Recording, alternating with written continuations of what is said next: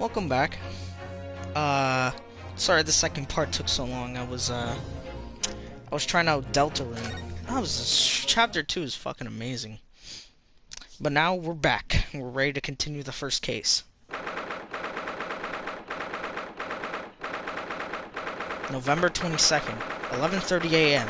Supreme Court of Judicature, Defense Antechamber 5. Excellent work, Ryunosuke. That was superb. My heart was in my mouth the entire time. It was almost unbelievable. I mean, looking at you in here and there, you were drenched in sweat, your eyes popping, your knees knocking, and you were grinding your teeth. It was a grim sight, but before I knew it, you'd started finding inconsistencies in the testimonies. I think you might have a natural talent for being a lawyer. Forget it. It's terrifying. If I get through this, I don't ever want to see the inside of a courtroom again. Anyway, it looks like we've exposed your phantom lady at last. Miss Jezebel Brett, a student from Great Britain. Is she? That's what I was trying to tell everyone from the start. Dr. Wilson wasn't alone. There was a young woman with him, like I've been saying all along. Yes, you have, haven't you? I might not be overly confident in the courtroom, but my powers of observation are one thing I'm sure of. Yes, I can see that. So, about this young gentlewoman. Thanks to our detective friend, she was hastily escorted away from the scene, it seems. Did you see what happened with that? No, I didn't see any of it. I was just on my way out of the restaurant myself. Then on the floor next to Dr. Wilson's table, I noticed there was a gun lying on the floor, and just after I bent down and picked it up...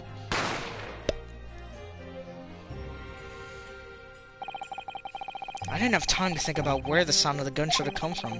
The waiter ran over to me looking as white as a sheet, and he bundled me into some sort of small pantry next to the kitchen. Fast thinking by the detective. He apprehended his suspect without a moment's delay. Yes, and because I was shut in the pantry, I have no idea what happened outside in the dining area.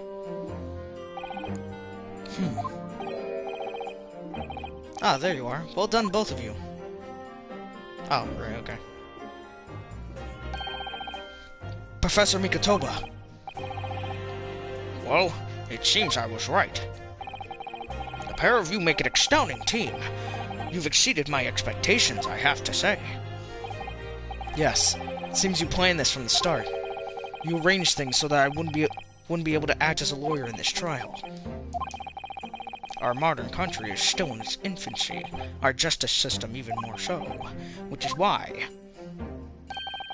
I firmly believe that we need to send our brightest young stars overseas to learn all they can. I wanted to avoid a situation that may have resulted in your study tour to Great Britain being cancelled. Well, it makes no difference. Lawyer or otherwise, if I'm the kind of man who can't help his best friend avert the worst crisis of his life, I shouldn't waste everyone's time by going to study overseas anyway. What? What are you saying, Kazuma? Huh. So that's your stance. I was afraid you'd feel that way.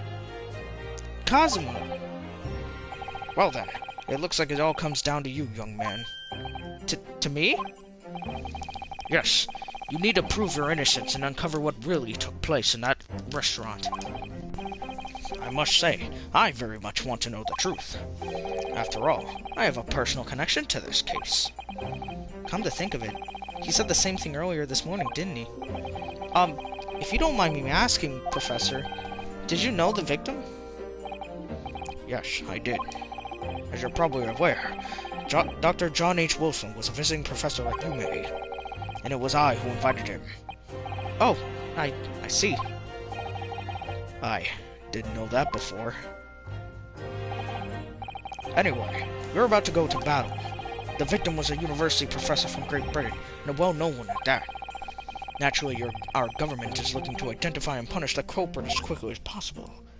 Well, let's not forget who we're going up against. The gentlewoman whose involvement our police bureau went to extraordinary lengths to hide. Yes, and I'm sure the prosecution will be using every tool at their disposal to quash your case. but I've no doubt that you pair will put up a good fight, right to the last. Best of luck. Thank you. Now then, I need you to run an errand at the university at once. There's something I think we may need. Of course. Good luck, Kazuma-sama.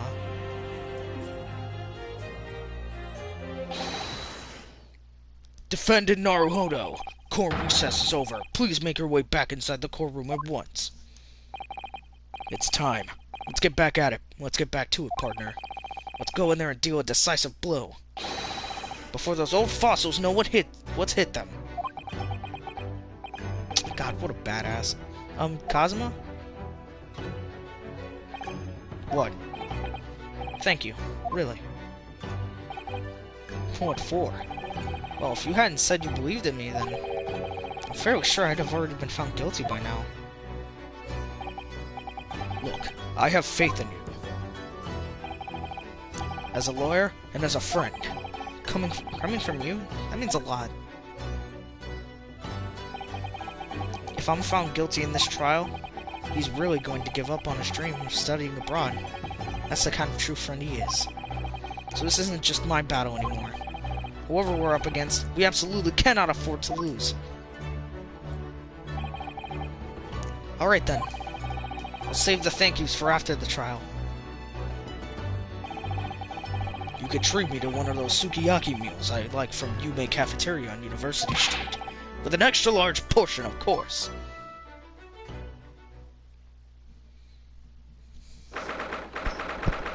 November 22nd, 12:09 p.m. Supreme Court of Judicature. Courtroom 2.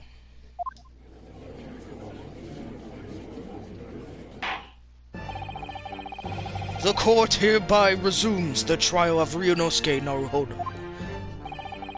Prosecutor Auchi, have you managed to subpoena the witness?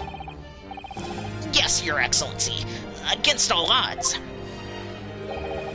And thanks to a certain young stripling, the prosecution is now under rather painful scrutiny from the government. Ugh, sorry. Let the government scrutinize. That's their job. It's nothing to worry about. It's highly unlikely that the good relations we forged with Great Britain will emerge from this trial unscathed. Would you still think it's nothing to worry about when the new treaty breaks down and our nation founders? Again? Terribly sorry. If the friendship between our nations is really so fragile, then the treaty isn't worth the paper it's written on. You really have nothing to worry about, Ryunosuke. What do you mean? A secret trial, anxiety over some foreign government's opinions, a bungled investigation, missing witnesses. Is this what our nation's justice system is? Is this the Supreme Court of Japan or of England? Shut up! Shut up, you jumped-up rookie boy! You and your friend know nothing! Nothing of the situation our nation finds itself in. By aligning ourselves with this great world power, we'll become strong. Diplomacy has never been more critical. Steady political maneuvering is what will secure our futures. I won't deny that I'm no expert. I'm just a student. And one who could arguably study harder, too. But standing here now in our Supreme Court, there's one thing that I feel very strongly. A country that fails to uphold the truth in its justice system is a country with no future at all. Damn, Ryunosuke coming in. Well said, Ryunosuke, despite the wide-eyed look of terror. You little brats! Thank you, Counsel. This court is the pinnacle of our nation's justice system, and exists solely for the pursuance of truth.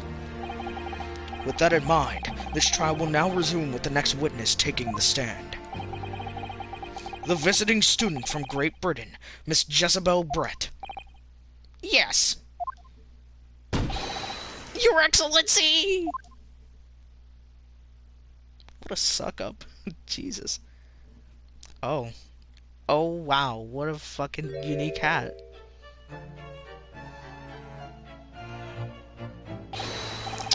Archie, you fucking simp. Well, what a delight it is to welcome such a fine gentlewoman to Japan, and from such a distant land. Tea! Someone bring English tea. In England, no discussions take place without tea. Is that true? No idea. So, could we possibly trouble you to state your name and occupation for the court? Of course. My name is Satoru Osanaga. I have been working undercover as the head waiter at La Carnival. Yes, we know about you all about you already. Inspector Hosonaga, where are your manners? In England, it's always ladies first. Is that true? No idea. More importantly, a little earlier today, you said something to me. You said your powers of observation are the one thing you're sure of. Oh, yes. I think I did, didn't I? Yet your description for this amazing sight was simply a woman. Sorry, Ryunosuke, but powers of observation aside, your powers of description are sorely lacking. Guilty. So, dear lady, once again, if we may trouble you for your name and occupation, please.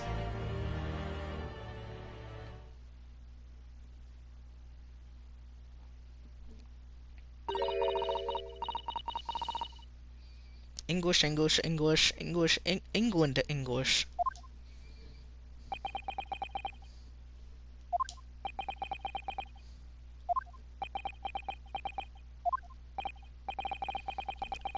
I'm terribly sorry, dear lady, but what?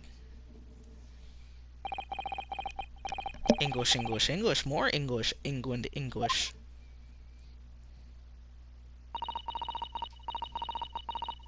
Even more. The lady says her name is Jezebel Brett. She comes from London, England. She's a visiting research student currently enrolled in UMA University's medical faculty. Oh my! What a rare treat to hear that. God, alright, what's Oh my! What a rare treat to hear the dulcet tones of the delightful language of the British people. I'm afraid I don't understand a word you said, but it was as beautiful as a hummingbird's song. As far as I can tell. The detective is translating her words faithfully enough. Yes, I agree. You obviously do fine in English, Kazuma. Her English doesn't rattle you at all, does it? Nor you. You've clearly been paying attention in your English classes, Ryunosuke. The court thanks the beautiful lady for taking the stand. Now, if we may trouble you to confirm something, Miss Brett. 3 days ago, at a restaurant called La Carnival, a grim murder took place. The court has been led to believe that you were dining there with the victim, Dr. Wilson, at the time. Is that correct? English, England, English. English. She says yes. I don't think she needed a whole bar of text for that. This could take some time. So even though she's studying here in Japan, she can't speak any Japanese.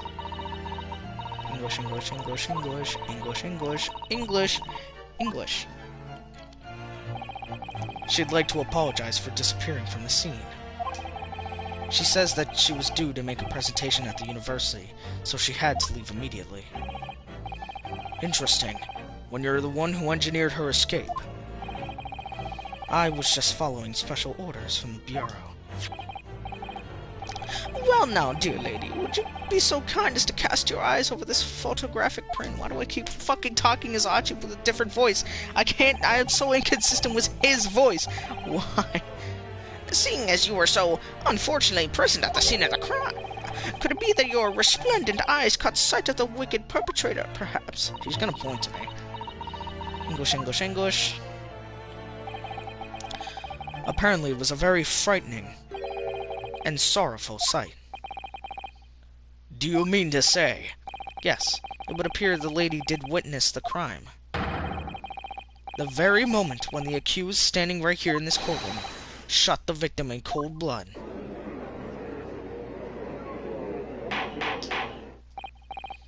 Order! Order in the court! Did you hear that, Your Excellency? Here we have an alright. Here we have an absolutely conclusive witness statement.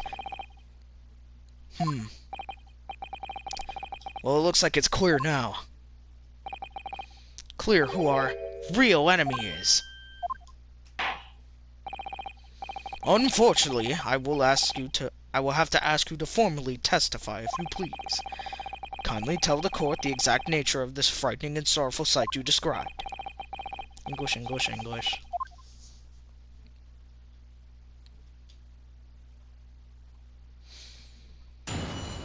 Witness testimony. A frightening and sorrowful sight.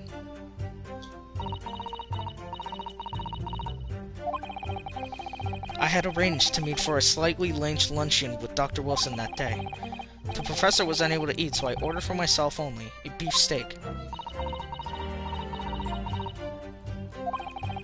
After a while, the accused came over to greet the professor, and they got into a fierce argument. Then not long afterwards, the accused took the professor's gun and shot him right before my eyes.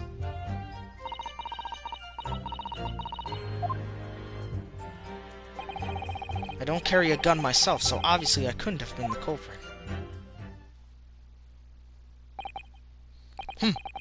This is a condemning testimony. I didn't even press anything. No! I didn't have any kind of argument with the professor at all! Quiet, you filthy wretch! Look at you, you black-hearted blackguard, and look at this snow-white angel! I'm sure even a dark-minded scoundrel like you can imagine whose words the court is going to believe! Ugh. You're still making the same mistakes, Ryunosuke. You mustn't blurt out when you're goaded like that. That's a lesson you need to learn. Ugh, but he's so annoying! Of course, I was at the scene as well. I took statements from this lady and the two witnesses who testified before, and reported back to the bureau. It was decided that Miss Bright was not involved, so I let her go. The testimonies of the last two witnesses were completely worthless, however. Well, even so. On the day in question, the lady was wearing the same outfit as she is today. As you can see, there was nowhere about her person where she could conceal a firearm. I would think she could hide a gun almost anywhere in that outfit if she wanted to. Unless and until the precise location where the witness is to have hidden a weapon can be shown, this is moot. There are no pockets in my outfit. I have nowhere to hide a gun. Those are the witness's own words on the matter. Ah, that's ridiculous! If only I was allowed to lift up her dress, I could prove it. Don't think about doing anything rash, Ryunosuke. But I didn't fire the gun I picked up. There must have been another gun there that day. You're right about that, which means this lady was hiding a gun somewhere. Yes, that's what we have to prove now. And to do so, we will need to pull her testimony apart. She smiled. This bitch. The defense may now cross-examine the witness. Oh, yes, Your Excellency! Alright.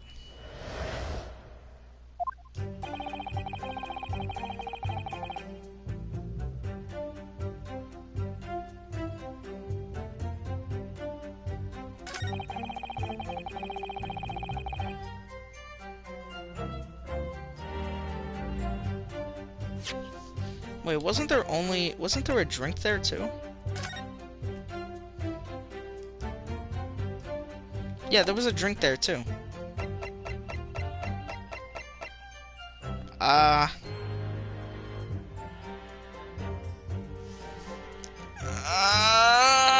feel like that's not what I'm supposed to present right now, so I don't know, man. Stay the host on this.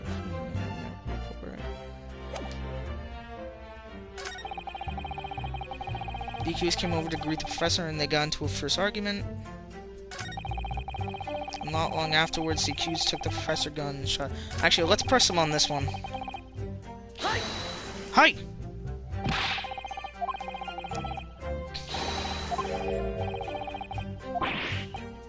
No, I wasn't directing that retort at you. It was meant for the lady next to you. But anyway, as I said, I did not argue with the professor. I'm afraid your words are in vain. Sorry? This Brett does not appear to speak Japanese. No, of course not! Japanese is such a cumbersome language. Anyway, are you talking shit on the own language? The language you're speaking? You don't even know English!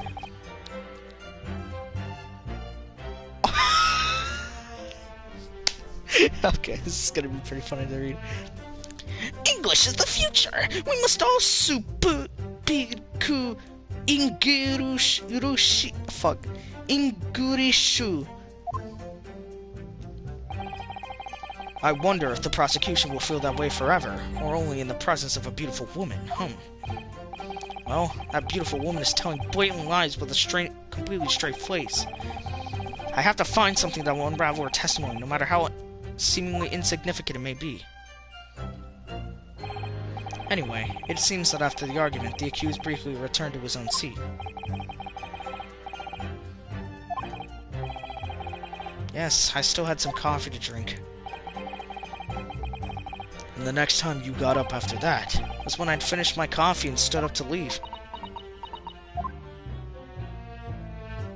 Okay.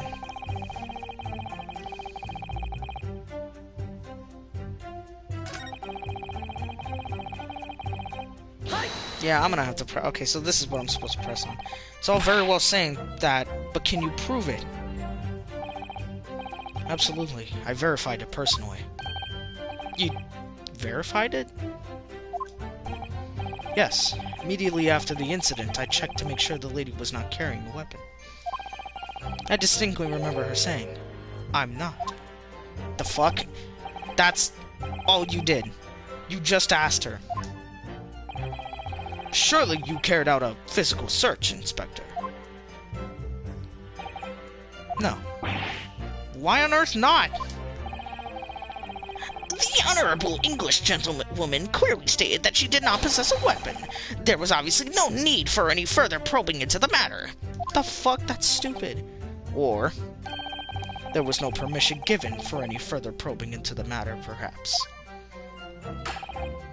Think what you will, but if you're going to continue with this preposterous claim that the refined lady was concealing a firearm, the prosecution demands that you support your assertion with facts.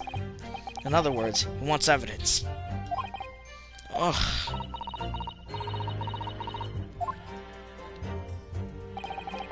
The lady wishes to point out that of course she wanted to stay and assist with the investigation. But she was in a hurry to give a presentation at the university, so she was compelled to leave. Not to mention the fact that your office had told you to get the woman out of there.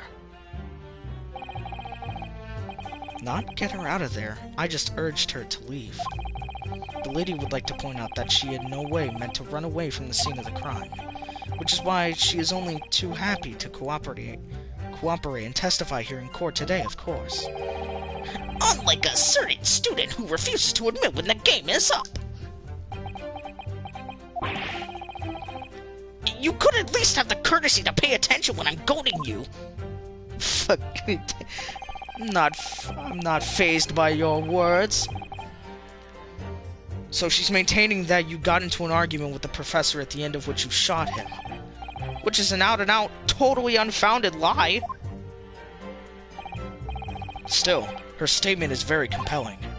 After all, she's an elegant, refined, young, and beautiful gentlewoman from Great Britain. And a stark contrast to you, just from head to toe in a dull black school uniform. I'm dressed exactly the same way as you are, except for the flapping red ribbons. Well, anyway, this is our only chance to expose her testimony as the fiction that it is. If we can't do that, the trial is over. Even you, with your thick skin, must be able to feel the murderous looks you're getting from around the room. Only too, wow, I feel half dead already. And the fact that I can't see a single inconsistency in her testimony isn't making me feel any better either. The first thing to do is press her on any of her statements that seem even slightly off to you. Do that, and an opening will present itself. I promise you. I need to expose the true face of this exotic foreigner that's hiding behind the mask. That's what I should be aiming for in this cross-examination.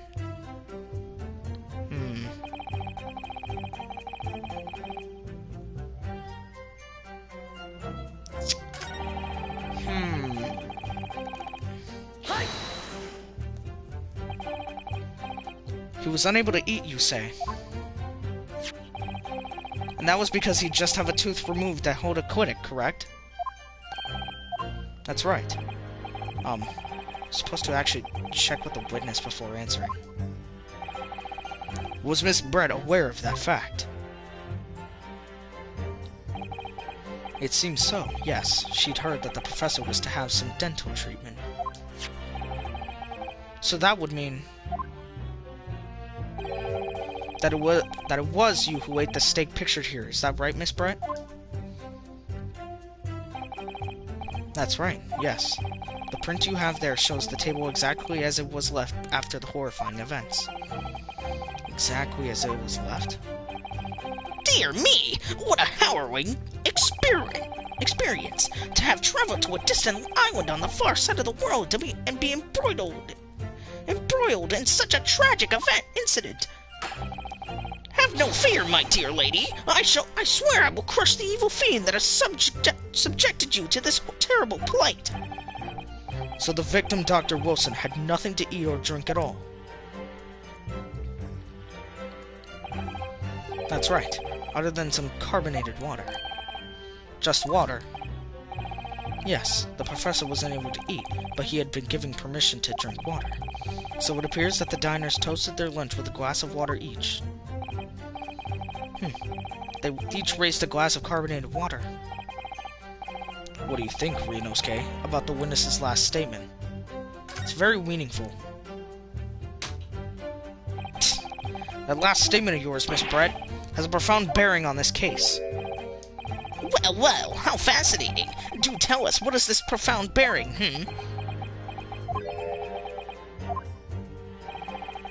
The significance of the statement will become apparent when the time is right. The defense calls for the witness's last statement to be formally added to the testimony. Well, sidestepped, counsel. Very well, Miss Brett. Kindly repeat what you just said to be added to your official testimony. Gladly, she said. That was brilliant, Kazuma. I'm going to remember that one. Which one? The significance will become apparent when the time is right. I could really use that phrase. I hope there are some more useful tips you're picking up from this experience than that, Ryunosuke.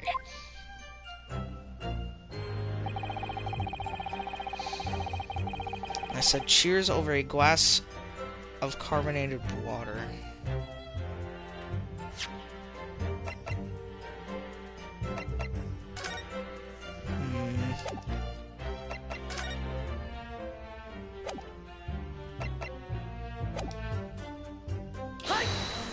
Alright, let's just press on, I guess. So both you and the professor drank this carbonated water, did you? Yes. Being the waiter, I poured the 2 glasses myself. I clearly remember doing so. Except you're actually a detective. And the beef steak, that was for you, Miss Brett. The lady says she'd heard it was not customary to eat beef here until Japan opened its doors to the world. Yes, that's true. What a frightful place, is the lady's opinion. And I've heard it's not customary to eat sashimi in Great Britain. Now that's frightful. Every country has its own cuisine. As long as people have food to eat, what does it matter what it is? True. Come to think of it, the first time I tried carbonated water, it was much more of a shock than the first time I tried beef. But anyway, back to this witness's statement. Somehow, I feel like there's something out of place in what she's saying. Ryunosuke, stop looking at me like that. Why are you looking at me like that?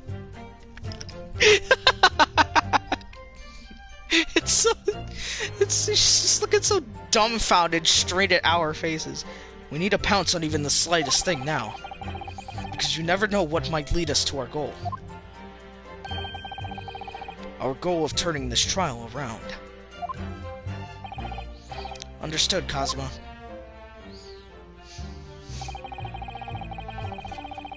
Came to greet the professor and then got into a fierce argument. Then not long afterwards, the accuser took the professor's gun and shot him right before my eyes. I don't carry a gun myself, so obviously I couldn't have been the culprit. So she's maintaining that you got into an argument with the professor at the end of which you shot him. Which is a now and out totally unfounded lie. Still, her statement is very compelling. Stark contrast to you.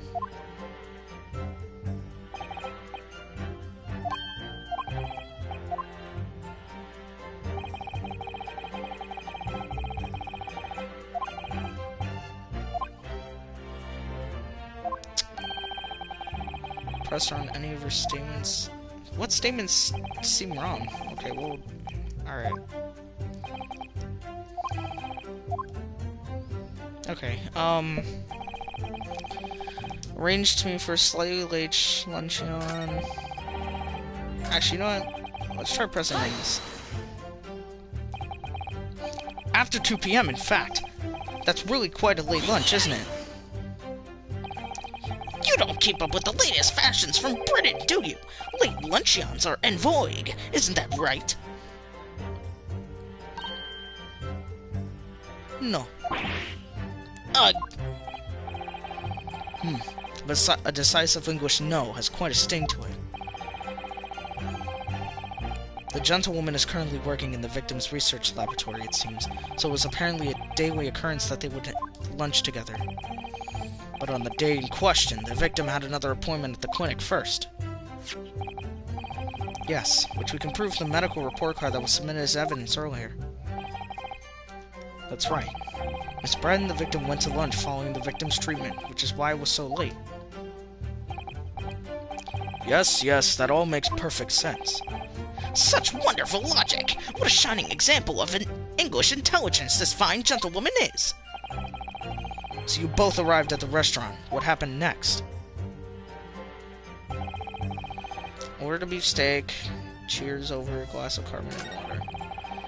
After a while, the accused came over and they got into a fierce argument. The accused took the professor's gun and shot him right before my eyes. Alright. Like I said, I did not shoot the gun. And like I said, there's no point in repeating that assertion over and over. Well, I wasn't expecting to be attacked by my own side. Nevertheless, defendant, you can't deny that when the shot rang out in the restaurant, you had a gun in your hand. Well, yes, that's true, but all I did was pick up the gun I saw on the floor next to the professor as I was leaving the restaurant. In fact, yes, there was someone much closer to the victim than me at the time, the highly suspicious lady in the stand. That would do, you dirty, rotten scoundrel. Fuck. Dirty? Your baseless accusations could very well cause an international incident, boy! It seems to me that your accusation is just as baseless as ours. What nonsense! The lady is merely stating what she saw. This is already an international incident as far as I'm concerned, anyway. God damn it, what else am I supposed to press on? I don't think I have any evidence I can put down. He got shot. There's the beefsteak. I mean, the beefsteaks look different, but I'm not sure that's anything meaningful right now.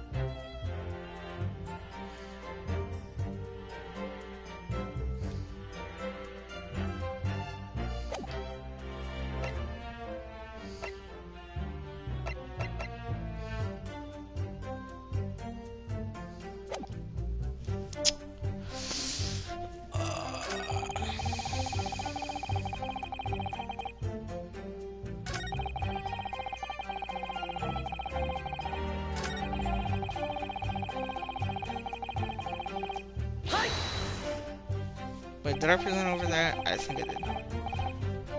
Yes. Being the waiter report that. Yeah, okay, we did that.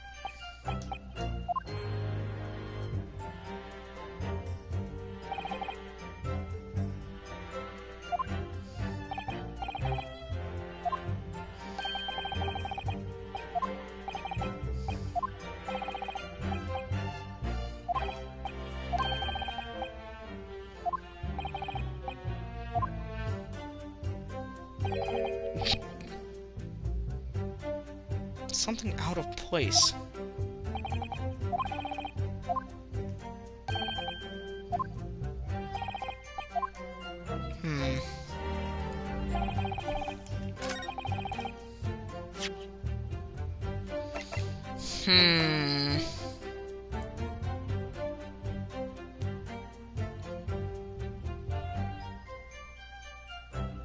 I was contemplating on whether or not I should play this game with a guide, but like, I'm not sure. I'm not really sure what to present. There's clearly something wrong with this statement, but I don't know what evidence would prove that.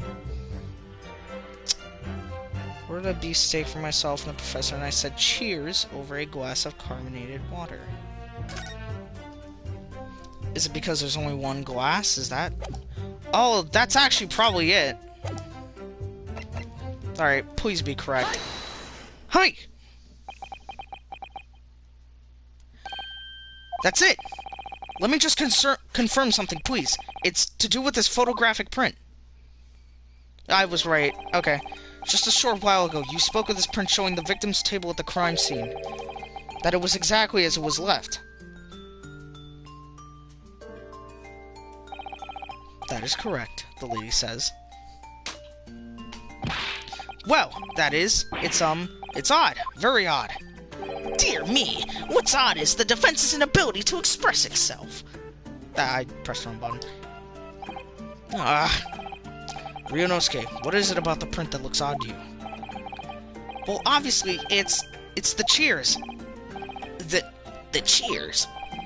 Miss Brett just told us that she and the professor said cheers over a glass of water. But if that's true, there should be 2 glasses on the table, not 1. You're quite right, Counsel. There's only 1 glass pictured here. Are we supposed to be impressed by this nitpicking over Mitue? What the fuck did I just say? What possible difference does the presence or absence of a glass make on this case? Minutiae? You say? Could it be that the detective here removed the glass from the table to conceal the lady's presence? Of course not. I would never do something so reckless. But there should have been 2 glasses on the table. Or are you going to try to tell me you can clink with only 1? You're quite right. I certainly took 2 glasses to the table.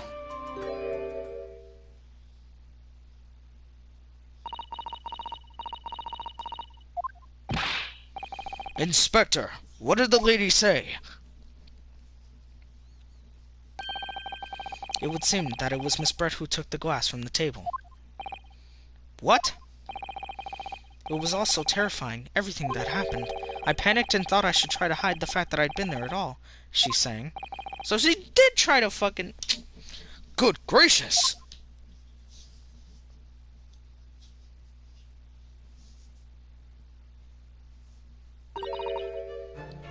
Sorry. There! As I assured the court before, this is of no consequence at all. Oh, please. We must remember that this student had just murdered this lady's luncheon companion before her very eyes. Who could blame her for concealing a glass or two in her state of disarray? That's absurd. Oh, really? So, do we take it that you are now going to accuse this vulnerable young and beautiful woman of mischief? What? No. This can't be put down to mischief. I'd like to know exactly how the lady took the glass from the steam. It would seem that she slipped into a small handbag she was carrying. A handbag, you say? Yes, Your Excellency. A small handheld pouch commonly carried by well-to-do women in England. So, the beautiful lady has very graciously explained how and why she removed the glass from the scene now. However, the fact remains that this glass has absolutely no bearing on this case. This student has been trying to confuse the court with logical reasoning, but in the end, it comes to nothing. No more pretentious accusations! You have wasted enough time already! Indeed, the lady has offered a satisfactory explanation as to why she removed the glass. I think henceforth we can consider the matter to have no bearing on the case. Counsel for the defense, are you in agreement? Well... Shut up. Get out.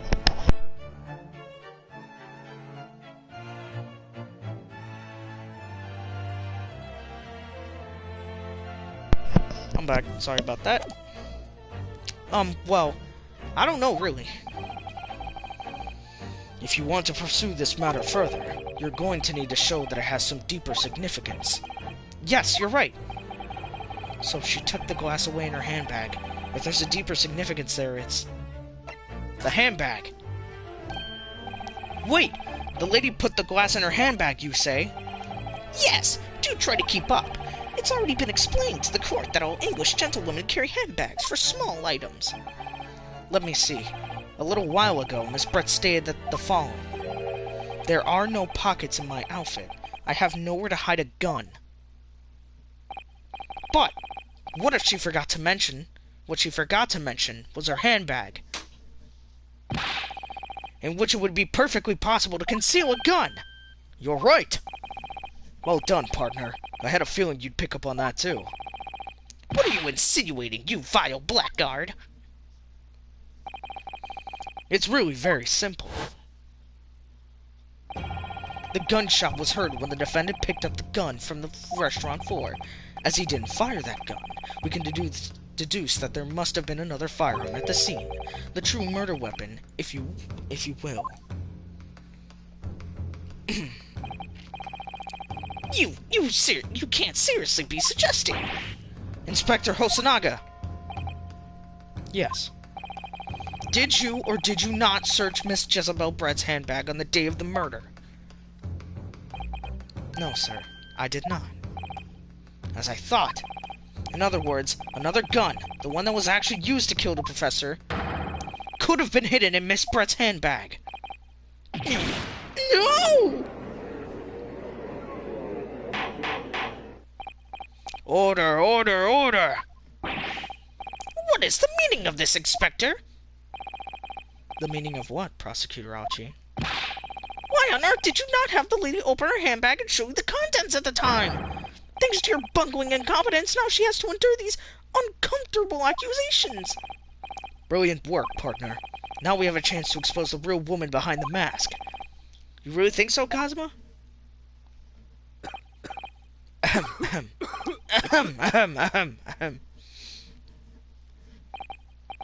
Well, what a sorry situation. Clearly, you have no faith in the police. As I said, I did not search the lady's handbag after the shooting, simply because it was unnecessary. Unnecessary in what way? I ought to thank the student lawyer, really. I have a piece of evidence here that I had completely forgotten about. What? This photographic print.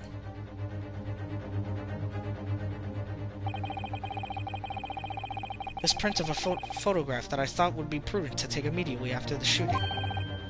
As you can see, it clearly shows Miss Brett's handbag. Why does it have an opening there? Well, I never! You can see right through to what's inside. That's right. Apparently, meshwork bags like these are the height of fashion in London at the moment. So the contents are clearly visible. Yes, so there was no need to search the lady's handbag. If there had been a gun inside, it would have been immediately obvious. As you can see, there's nothing to imply Miss Brett's guilt here.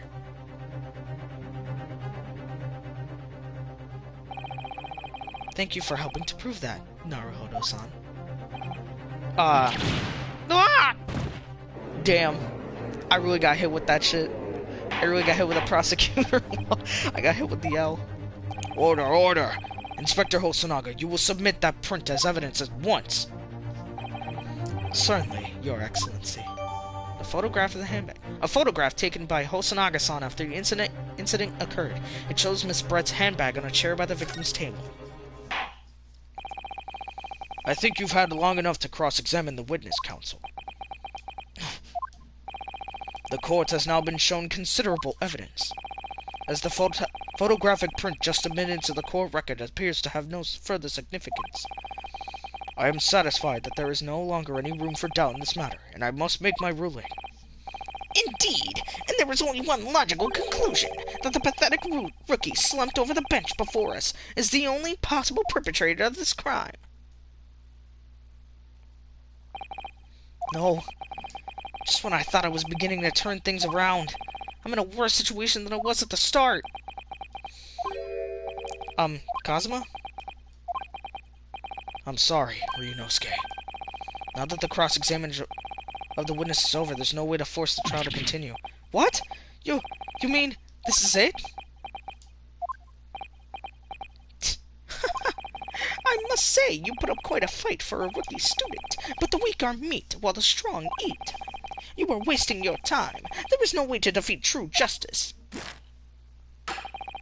A fact you can chew on to your heart's content from the inside of your cell. This can't be happening. Am I really going to be found guilty of a crime that I didn't commit? And Kazuma, his dream of going to study in Great Britain will slip through his fingers. Kazuma. What? Is there really no chance now of turning this trial around? You heard the judge. There's nothing about that last photograph the detective produced that we can contest, which means there's no basis on which we can argue for the trial to continue. Very well. I will now proceed immediately to the ruling. It seems we will be able to report to the British government on time after all. That smug little...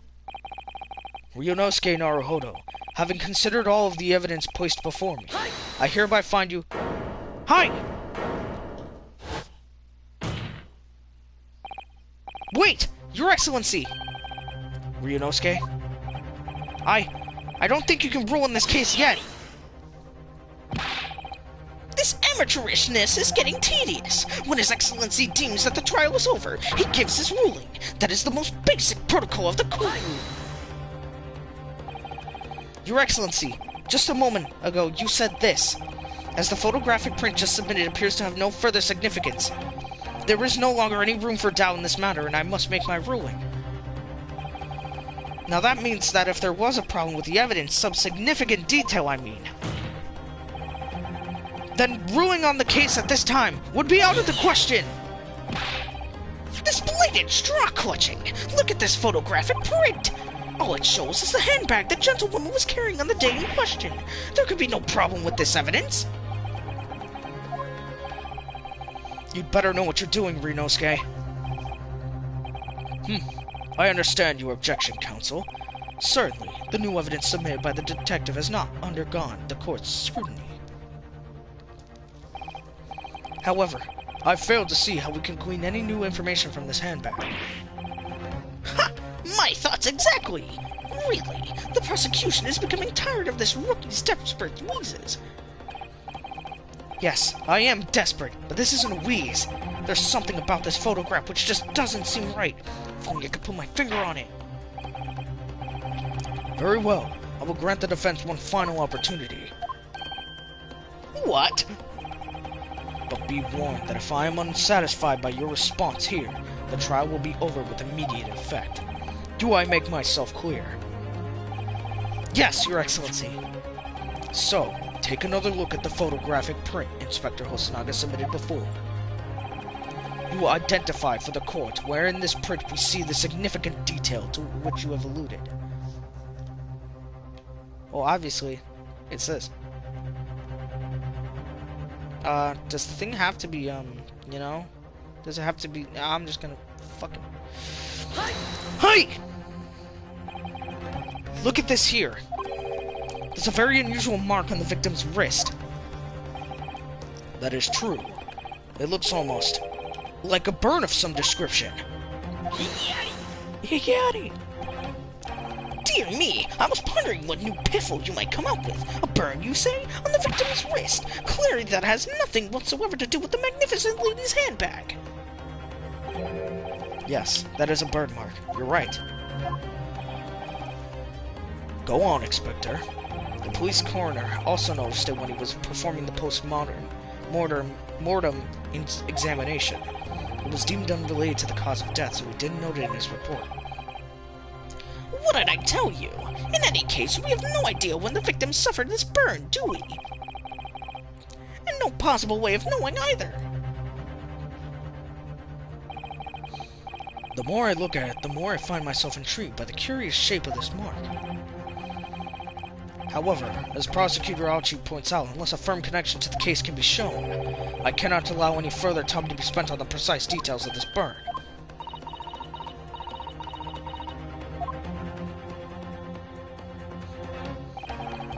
Excuse me, Your Excellency. It would seem Miss Brett has a lunch appointment with the Dean and other university staff. She would like to know if she may be excused from the stand for now. Oh, of course, dear lady. We shan't hold you up any longer. I'm quite sure His Excellency is about to give his final ruling anyway. What's your thinking on this, Ryunosuke? Do you believe this burn does have something to do with the case? To be honest, I'm not really sure. But if I don't keep pushing, then it's all over. So I was thinking I should keep digging and digging, in the hope that I might uncover something useful. Yes, you're right. I am? If we can just link that burn to the case. If we can do that, we might be able to prise this shutting door back open again. Just give up, Counsel. You can't possibly hope to do that. Indeed. I'm afraid that without evidence, I can't allow you to pursue what little more is conjecture. Can I just, can I just do it right now? Like, I know what it is. It's that, right there. Yup, right there. I see it. But if we had evidence that irrefutably linked the burn on the victim's wrist to the case, then would you allow it? I would, yes. To tell you the truth, I hadn't noticed that burn, but as soon as you pointed it out, what I did notice was the color draining from Miss Brett's face. Really? I have to find some link between that burn and the case.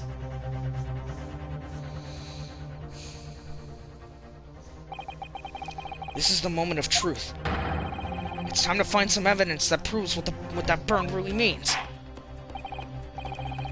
So then, the defense will now present its evidence to the court. The evidence that demonstrates an inextricable connection between the victim's burn and this trial. Why, it's this. Hi! What's this, Counsel? Yet another print? Yes, Your Excellency.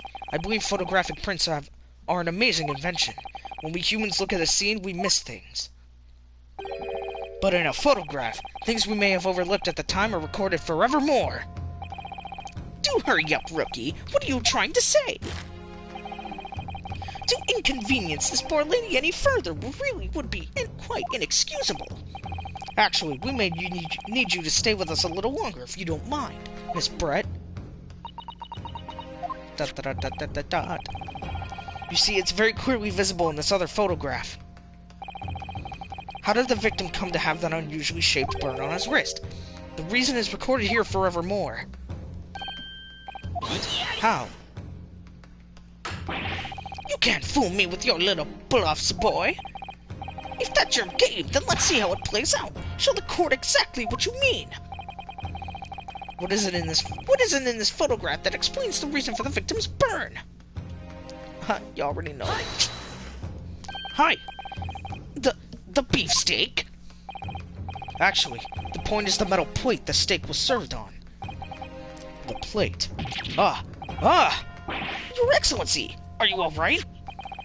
As you can see, there's an emblem on the plate. I would guess it's some sort of trademark of La Carnival.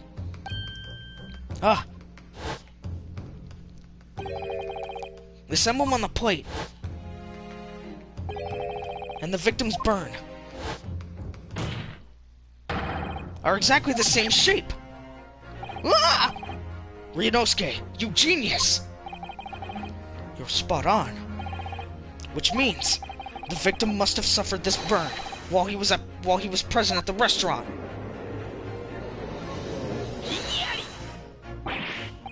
But even if that is the case, we can't know if it happened on the day in question or not. It could have been the day before, or the day before that. It most likely happened at some other unrelated time. Well, sadly, Prosecutor Archie, the chances of that are extremely slim. Thanks. Why? The outline of the burn is clearly discernible. Such a serious injury would have caused quite a commotion in the restaurant. Wouldn't you agree, Inspector Hosonaga?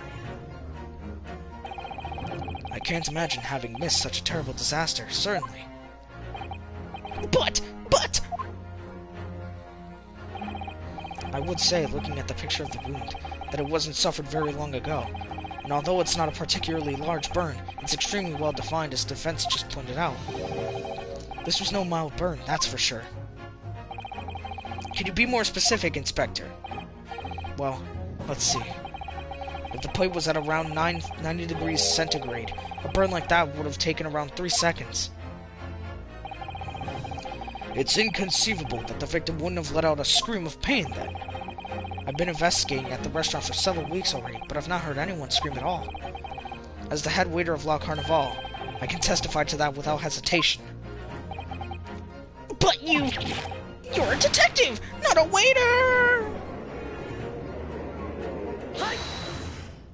Yes! There you have it! Something isn't right here! As the detective just said, anyone who burnt themselves on a piping hot plate for 3 whole seconds would scream in pain. There's no question of that. And yet Inspector Hosonaga never heard the professor scream, not on that day or any before it. That's right. And the strange thing is, on the day he was shot, I didn't hear him cry out either. What are you suggesting? Well, if the professor had carelessly laid his wrist on the plate for anything like 3 seconds that day, that would be beyond careless, I think, Counsel. And the rest of us in the restaurant, myself, the sergeant, and the old antiques dealer, all of us would, without any question, have heard him scream. Wouldn't you agree, Professor Archie? Well, yes, I suppose. So the question is, why didn't a single person hear Dr. Wilson scream? I almost don't believe it. Ryunosuke, do you think... Can it really be true? I never dreamt we'd arrive at a conclusion like this, but I'm starting to think that may be. We've been led into a terrible trap.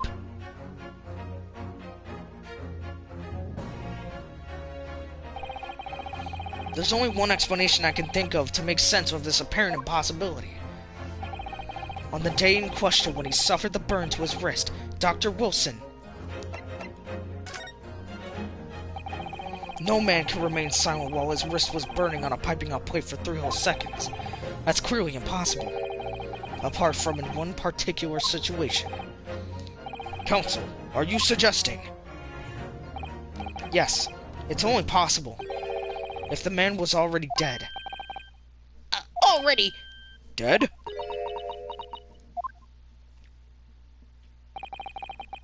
Knowing what we know now, it's the only possible explanation. Yo, proper slam. When the beefsteak was brought to Dr. Wilson's table that day, the professor was already dead. That's madness! Order, please. Counsel, explain this absurd notion at once. The victim was killed by a gunshot. That's right! That's absolutely right, Your Excellency! This is just another ridiculous ploy by the rookie student! But clearly he has no grasp of the facts! No, Prosecutor Yauchi. It's you who has no grasp of the facts. I beg your pardon? As soon as it became apparent that the victim had suffered that burn while at the restaurant, this whole case was turned upside down. Or have you not grasped that yet? Your Excellency, the court must hear from this witness again. If it's true as we now believe, that the victim was already dead before the gunshot was heard, it's highly likely that Miss Brett knows something about it. Incredible. I certainly didn't anticipate this twist of events. I'm sorry to say, Miss Brett, that you will have to forget your luncheon engagement. But, Your Excellency! The justice system in our country may be at its infancy. But rest assured, all reasonable doubt must be dispelled before I'm prepared to pass judgment. Thank you, Your Excellency.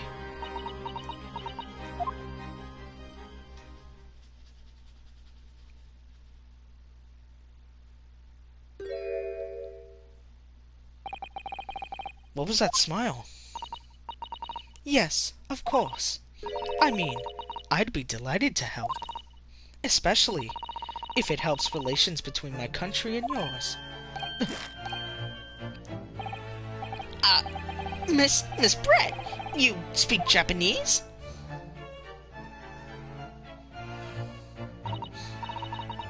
Well, of course I do. I am studying in your country after all. But then, why have you been speaking through an interpreter until now? My mother tongue, the Queen's English, is the most refined and elegant language in the world. As a gentlewoman, I try to avoid speaking in your vulgar tones as much as possible.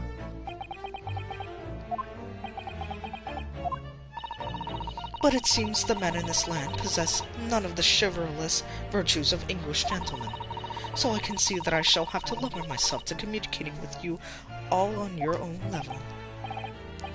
Oh, well, you are the epitome of a true English gentlewoman. We are truly honored by this lavish consideration you so graciously afford us. I see. In that case, Miss Brett, I will now ask you to testify in your own words about the events leading up to the death of the victim, Dr. Wilson. So, we're finally going to hear her own words on the matter. Things are getting interesting, Ryunosuke.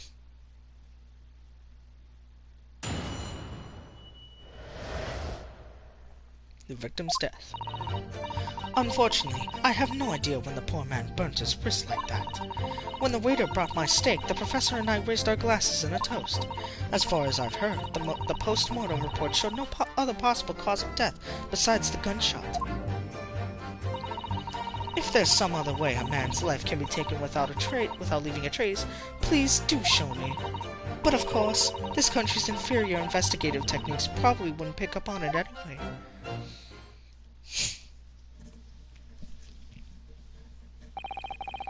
That most captivating and beautiful testimony will go down in the Supreme Court's history.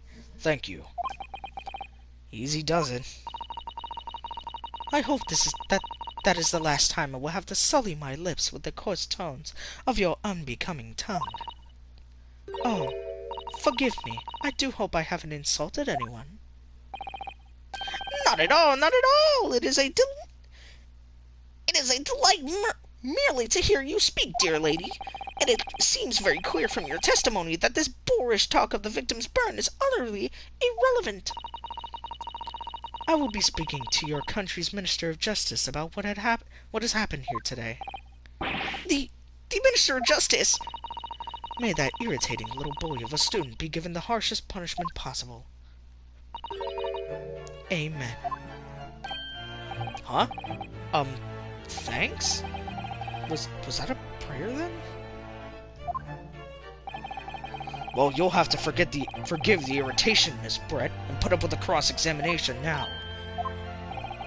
I expect you've noticed that this little bully of a student, as you put it, doesn't miss much. I'm sure I don't need to remind you, counsel, that this will be your final cross-examination in this trial. If you fail to demonstrate any problems with the witness's testimony, I will be ruling on the case immediately. Is that clear?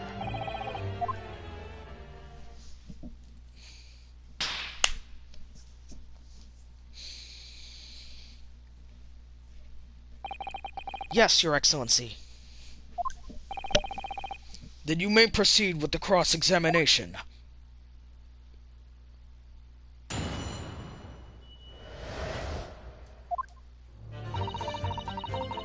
No idea when the poor man burnt his wrist like that. When the waiter brought my steak, the professor and I raised our glasses in a toast. As far as I've heard, the post-mortem report showed no other possible cause of death besides the gunshot. What a pressure now. Yes, it's written here in the paperwork. Fatal hemorrhage from ballistic trauma. Hemorrhage. Yes. Luckily for all of us, a little burn on the wrist isn't going to kill us. And as there were no other signs of trauma on the victim's body to indicate some other cause of death, it can only have been the bullet from your gun that put an end to the innocent man's life. But it doesn't make any sense. The burn must have happened straight away when the plate was first brought to the table by the waiter. Yes, that's true. If it had been cooled down even slightly, it wouldn't have been able to make a burn like that. And if the victim burnt his wrist on the hot plate as soon as it was brought out from the kitchen, then he must have already been dead at that point. And yet, the fact is that the victim was killed by a gunshot to the chest. Until you're able to show the court evidence to disprove that, this is a complete waste of time. I concur. Prosecutor Archie is right. Ugh.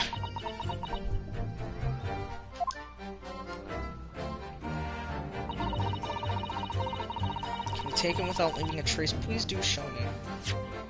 Do we have anything of that kind of evidence?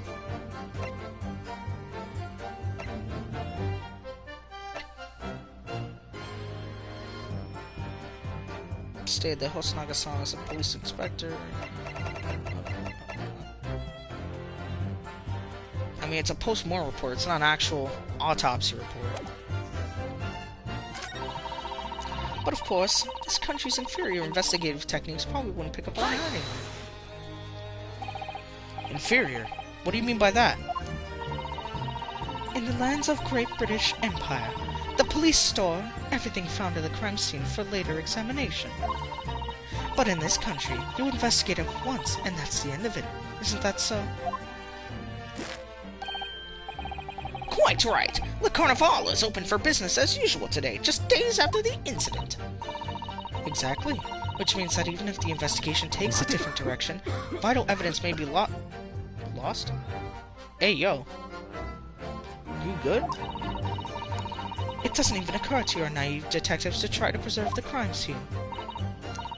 I'm trying to be as tactful about this as I can, you understand. No, fuck. A killer blow! The lady is as formidable as she is beautiful! Amazing. He's actually admitting our police may be flawed. Perhaps Prosecutor Ouchie is finally starting to see sense. I very much doubt that. Still, there's something about what Miss Brett just said. There was a moment before when something didn't seem quite right.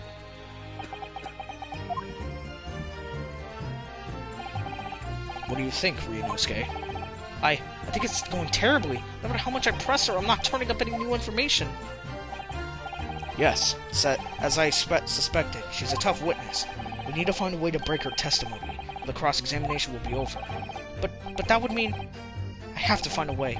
There must be some clue somewhere to help us find a chink in her armor. Kazuma,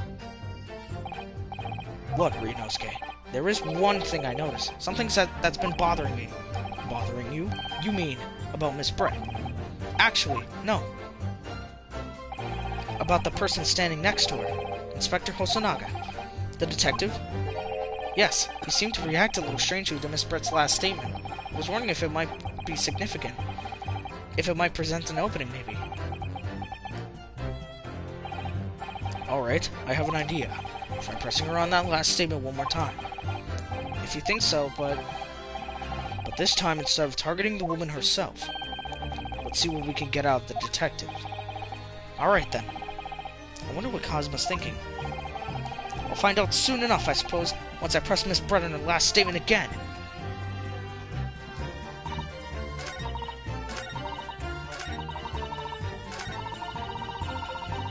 Hi! Hi!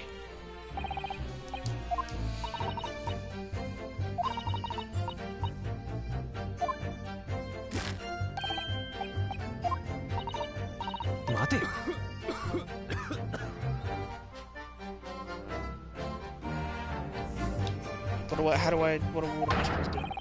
Yes! There it is again! The detective's reaction is just the same as before. Why? Up until now, the detective has been in the stand with Miss Brett as her interpreter. But things are very different now. For this testimony, the detective is just listening to what the Englishwoman has to say. This could be a golden opportunity. What do you mean? When people are actually testifying, they're usually very careful not to let anything slip. However, when they're listening to someone else speak, you'll find they often let their guard down. You're right. Look at him. He's lost his own thoughts. It's time to pursue the man and his train of thought. Sorry? Pursue? I'll explain how to do it now, Ryunosuke. It's all to do with the witness marker. What marker? At the moment, we're focused on Miss Brett, who's the person actually making the current statement. But by moving the marker left and right, you can turn your attention to other people in the stand. While you're looking at the other witnesses, you'll be able to pursue them with X. If you can catch the person at just the right time, you might uncover some new information to pursue. If you ever notice a strange atmosphere amongst the people in the stand, take a good look around. Alright then, so first I should move the marker across and focus on the detective. Then pursue him and see what's on his mind. Here we go.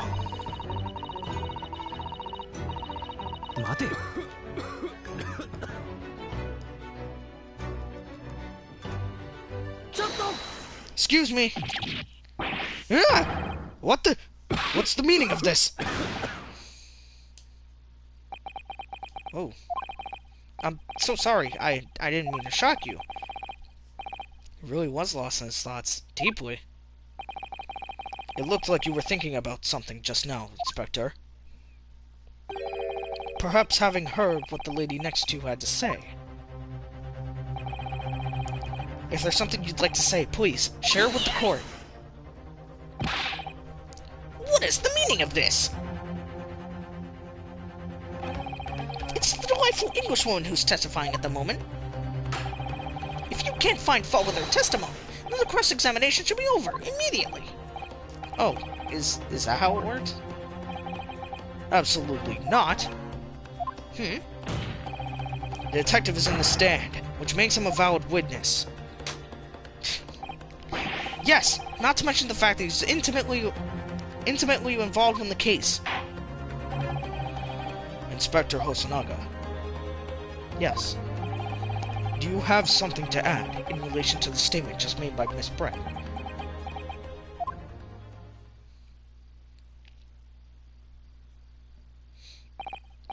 Well, yes, if you don't mind, I would like to speak.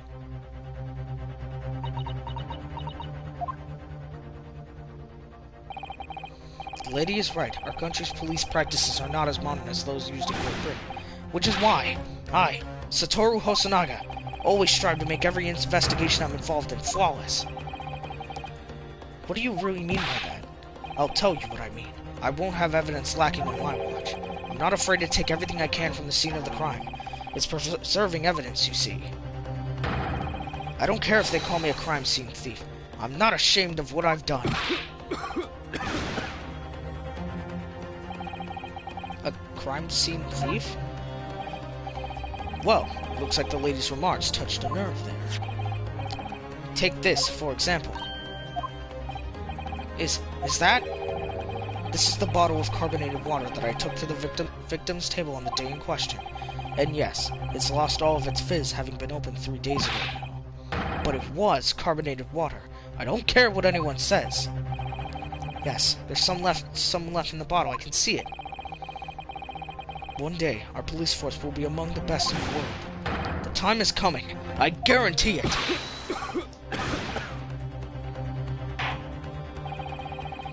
I can't say I condone the witness's actions, but I do understand the sentiment.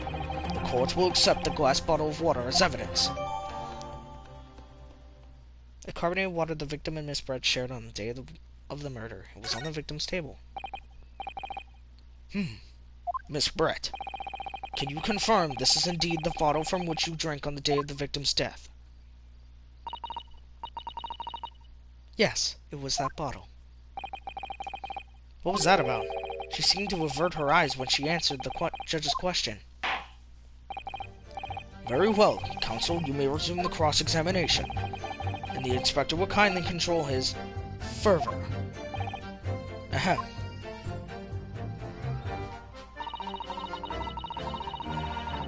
Okay.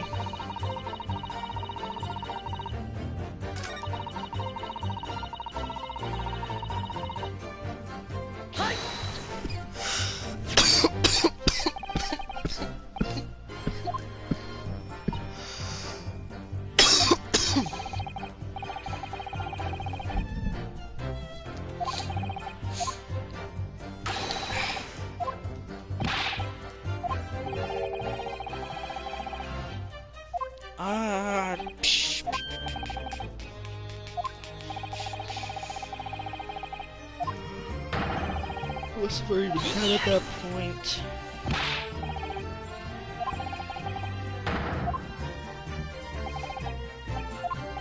Okay, so I'm gonna try presenting. Will it work?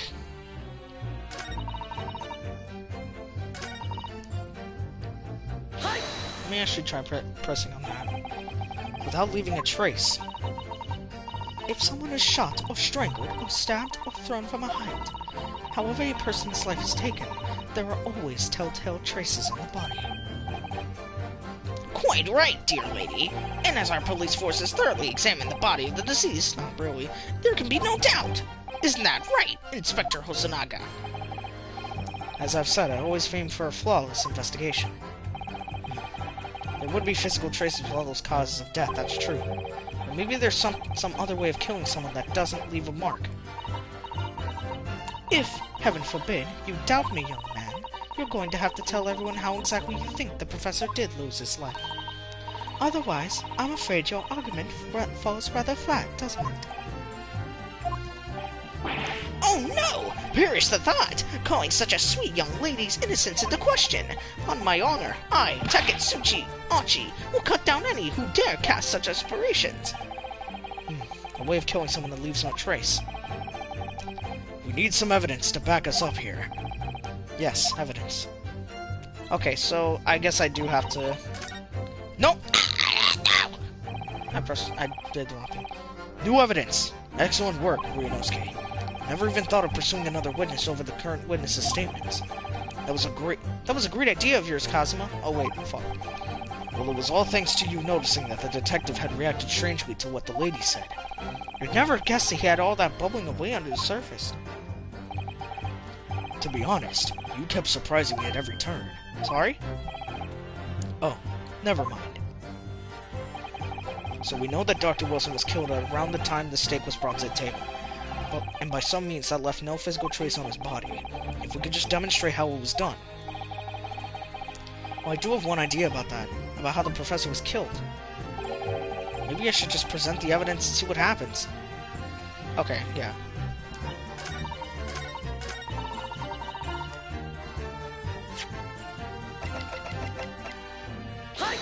No, wait! I'm supposed to investigate! Fuck! No, I was supposed to investigate it! The label's written in a foreign language that I don't recognize. Do you know what it says, Cosmo? I think it's French. This must be very expensive water. Yes, but what does it say? That's what I was asking. Then go to France and ask. Wow, fucking thanks. You could just say that you don't know.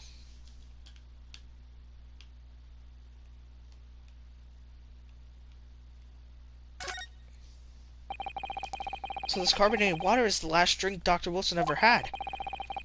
It looks like there's a little left in the bottle, although it's just plain water now. You know, I've been sweating so much, I'm absolutely parched. I'll just have a sip of this to keep me going. No, Ryunosuke, you can't do that. For one thing, that's evidence. You can't go drinking evidence. Oh no, you're right. We don't know what might be inside, do we? You never cease to amaze me, Ryunosuke. More ways than one. I wonder, could there be anything in this water? What's the matter? You've gone quiet all of a sudden. I think I might have just worked something out. An interesting possibility. Okay, should I have done that, like, before? Because I might have just fucked myself over. Come on, turn over.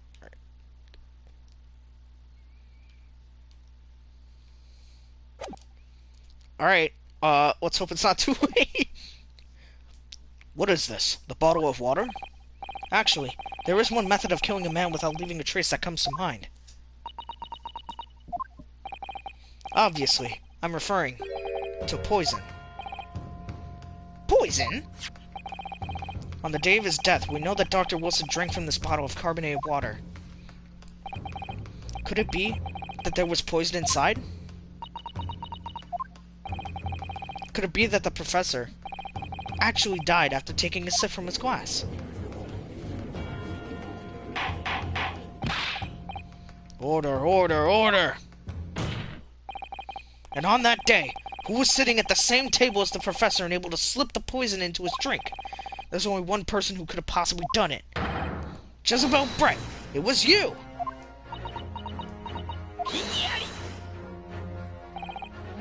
This is outrageous! To suggest such a thing without a scrap of evidence! You little rookie imbecile! Have you even considered the delicate situation our country finds itself in now? Have you forgotten that we have only just signed an accord of friendship with the British Empire? Have you even the vaguest inkling that your rash accusations could jeopardize the entire treaty? This is not a political arena. This is a trial to determine one individual's guilt with respect to one crime. What? The fact that this woman is British makes no difference. We are here to determine the truth. If I may. I will silence you forever for this disgrace. 'Tis you who should be silent. Of course. Dear lady! Where did that come from? She just snapped. I'm afraid I may have spoken unfairly before. I offer my most humble apologies. I'm sorry, my lady. To what are you referring? I described your police force as inferior, but no matter how inferior they may be, you still investigated this particular point thoroughly, I believe. The bottle, I mean, Inspector, and whether it contained poison or not. Of course. You did? You've forgotten what my guiding principle is already. I strive for a flawless investigation every time. I don't believe it. Naturally, we tested the inside of the bottle and its contents. And? What did you find, Inspector? I ordered a test for every toxin that's available in this country at the present time. We could find no trace of poison of any description in the bottle of carbonated water, Your Excellency. What? Are you sure? The tests were meticulously carried out by the chief coroner himself. No. No!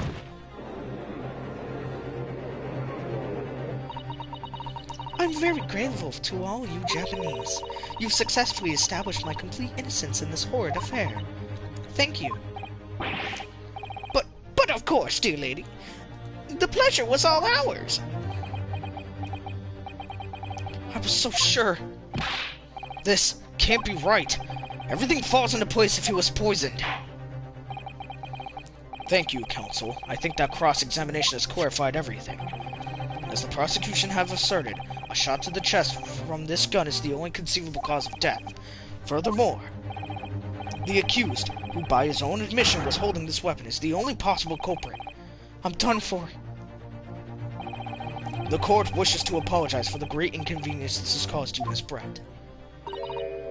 Oh no, I'm just glad the matter is resolved. Before proceeding, I must ask the counsel for the defense. Do you have any further new evidence to present the court at this point? Kazuma? I'm sorry, Ryunosuke. I have nothing more. Well, if you'll excuse me now, I really must be leaving.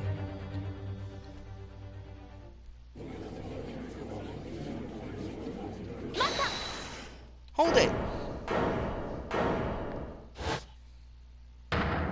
Whoa! Please wait. Isn't that... What is the meaning of this? Forgive me on intruding on court proceedings, Your Excellency. Susato Mikotoba, Judicial Assistant to the defense. Mikotoba? In my darkest hour, with nowhere left to go, she appeared like a bolt of lightning. And in her hand, she carried a small package, wrapped in a furoshiki cloth.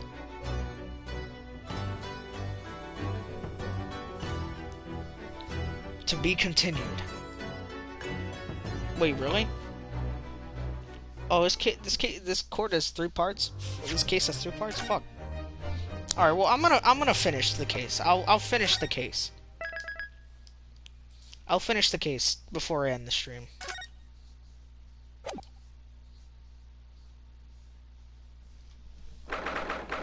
November 22nd, 1:14 p.m. Supreme Court of Judicature Court Room 2. We're back.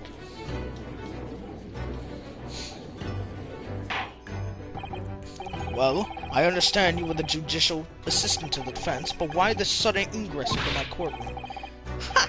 A judicial assistant, and a woman, no less! The rules state that females are not permitted into this court of law other than to testify. Yes, I fully understand. I asked only for 5 minutes of time. I have some vital evidence that I must hand over to the defense. Ha! You're too late, little girl. This trial has already been concluded.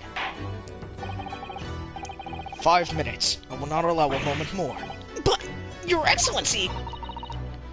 I am most grateful.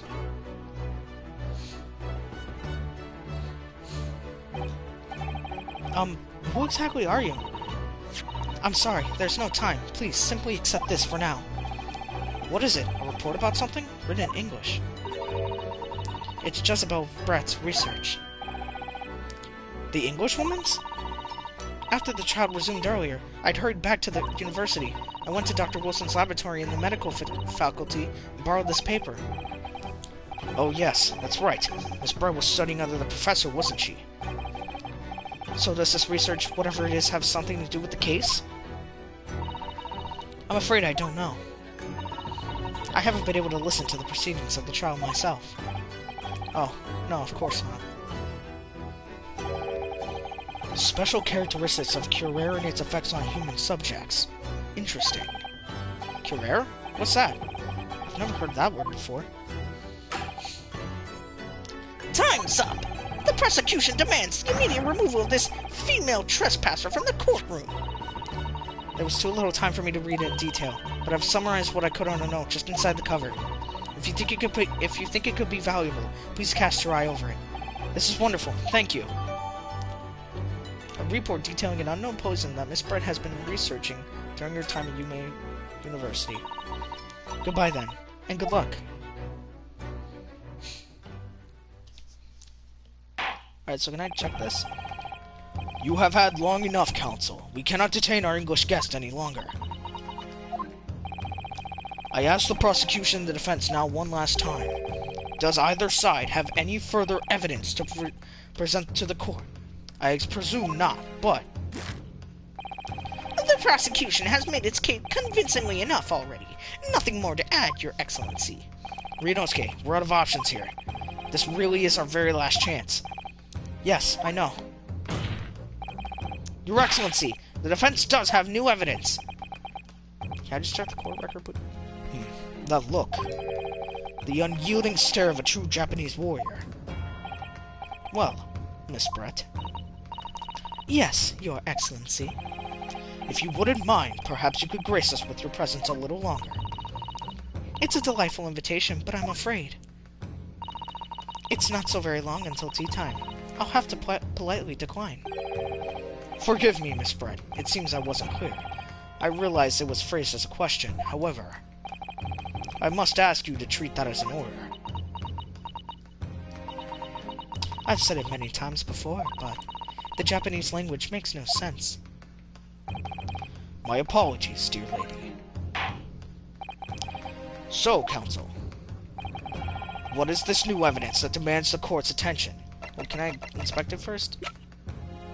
Examine. Okay. Synopsis. A poison made from the bark of certain trees in the jungles of South America.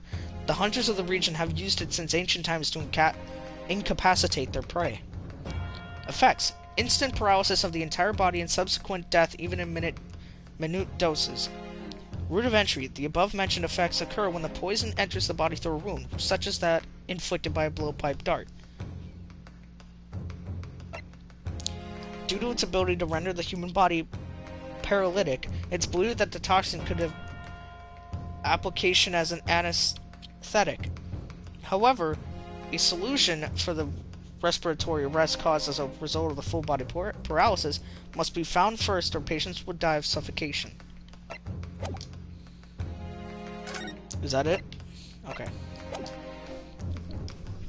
Hi! Miss Jezebel Brett. We understand you were studying under Dr. Wilson at UMA University, doing research. Research by sheer coincidence, perhaps, into a deadly poison. What? Poison? Where are you going with this, Counsel? A toxin known as Curare, Your Excellency. Even the slightest amount of this deadly poison entering the body leads to instant death. What complete and utter nonsense! Curare, you say? I've never even heard of it. You wouldn't have done. What do you mean?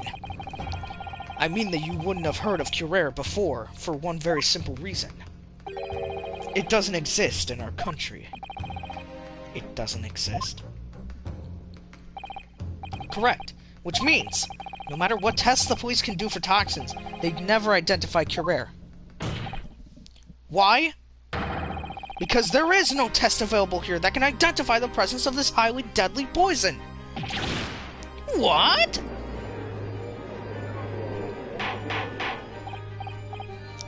Order, order, order! Counsel, does this deadly poison truly exist? According to this report authored by the visiting research student from England, Curare has long been used by the tribespeople of South America as a poison to lace their arrows. It seems that it's reasonably well known among European doctors and scientists. To lace their arrows? The report states that it is produced from the extract of a tree that grows deep in the Amazonian jungle, and it was first brought back to Europe at the turn of the century by explorers. It claims that animals shot by arrows laced with Curare suffer instant death. Doesn't that about sum it up, Miss Brett?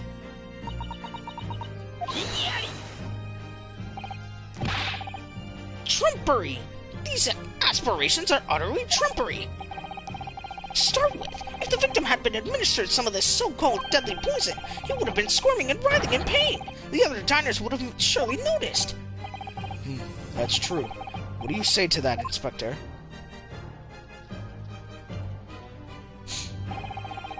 Obviously, I would have noticed a disturbance like that. I don't remember anything like that either. I didn't notice the professor being in any kind of pain. According to this, however, it's the other way around. What do you mean, the other way around? The very fact that the victim didn't show any visible signs of distress is evidence that Curare was used. Explain yourself, Counsel. The moment this toxin enters a person's systems, it causes instant paralysis. In other words, afflicted victims lose all strength and are completely unable to move. Even if they were in total agony, there would be no visible signs of pain at all. How terrible. Obviously, if a man lost all strength and is muscled, he'd collapse on the floor. But with a chair under him for support, as Dr. Wilson did, the effects could go largely unnoticed. But I don't follow, Kazuma. That's just paralysis. I thought the poison caused instant death. The full explanation is extremely unpleasant. The poison causes immediate paralysis, as I said, leaving the victim unable to move. But after a short time, the paralysis is so severe, it causes the muscles that control respiration to fail. Respiration? In other words, the actual cause of death is suffocation. And all the while, the victim is conscious and aware, just unable to move. That's hideous! To the observer, it would look almost like the victim was slipping peacefully into an endless sleep. But for the victim himself, his final moments would be a living hell. That is the true nature of this deadly curare poison.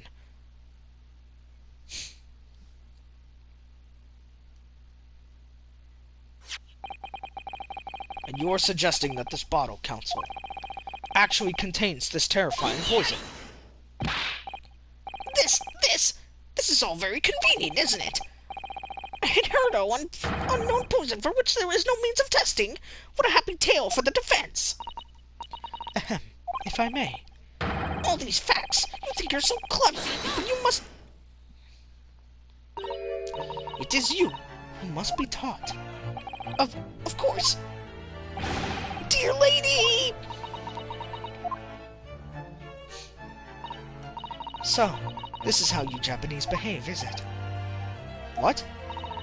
You steal another's honest hard work, and then announce the results as if you discovered them. I'm appalled. What a loathsome act. Well, Miss Brett, the feeling is mutual. Whatever do you mean? Capitalizing on the unfortunate circumstances of an innocent man to frame him for a heinous crime. That really is a loathsome act. Wouldn't you agree? Enough of this! I, for one, refuse to accept it. The idea of some poison that doesn't even exist in the great empire of Japan is breaking the rules. Shut the fuck up. What's so funny? Oh, excuse me, Your Excellency. Yes, Miss Brett. May I borrow that bottle for a moment, please? Do not give it to her. Well, yes, I don't see, why not? No, you fool! Oh, okay.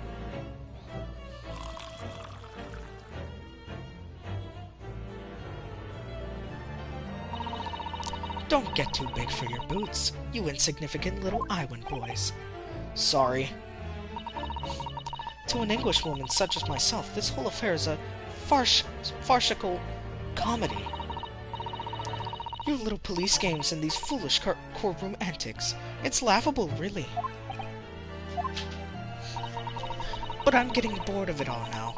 It's time for the games to end. Cheers.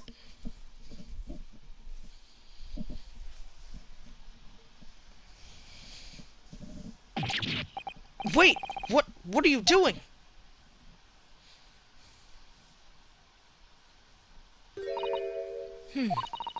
No sparkle left at all. How appropriate for this shabby affair.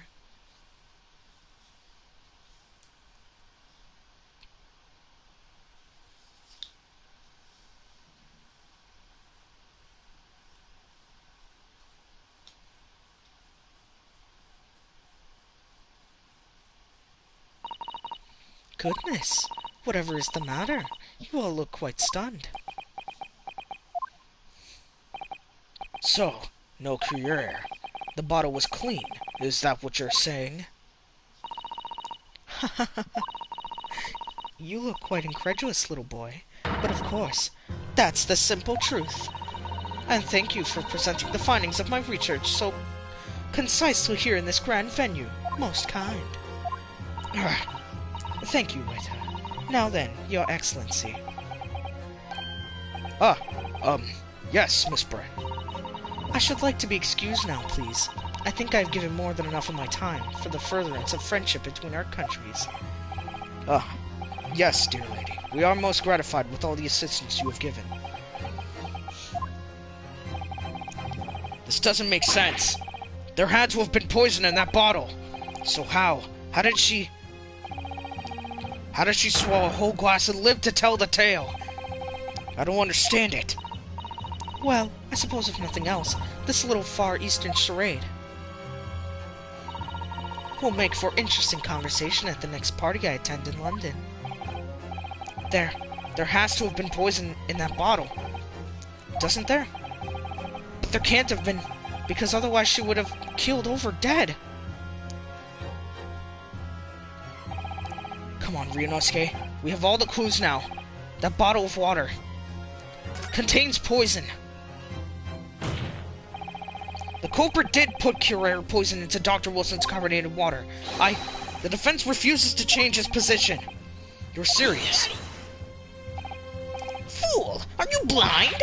There was no possible way that bottle could contain poison. I mean, we just saw Miss Brett drinking the water from it? That's right, which rather complicates your argument, I think. And I believe that complication can be explained. How exactly? I need to think through all the things that don't quite add up here, one by one. I'm sure the answer is in the evidence we have in the court record somewhere. It has to be. Very well. If the defense truly intends to assert this claim, then I must ask you to support the assertion with evidence. What explains how the witness was able to consume this supposedly poisoned water unscathed? Poison enters the body through a wound. Hi! The answer to this riddle is right here in Miss Brett's own research report. That's not a valid explanation. No. After all, we don't speak English. The report is utter gibberish. This impudent young scoundrel is trying to ridicule the court, Your Excellency. I'm not trying to ridicule anyone. Honest. I'm just reading Susato-san's notes. I concur. This report is too extensive to be considered in its entirety by the court. You would direct us to the pertinent section. Counsel, which section of the report reveals the alleged answer to this riddle?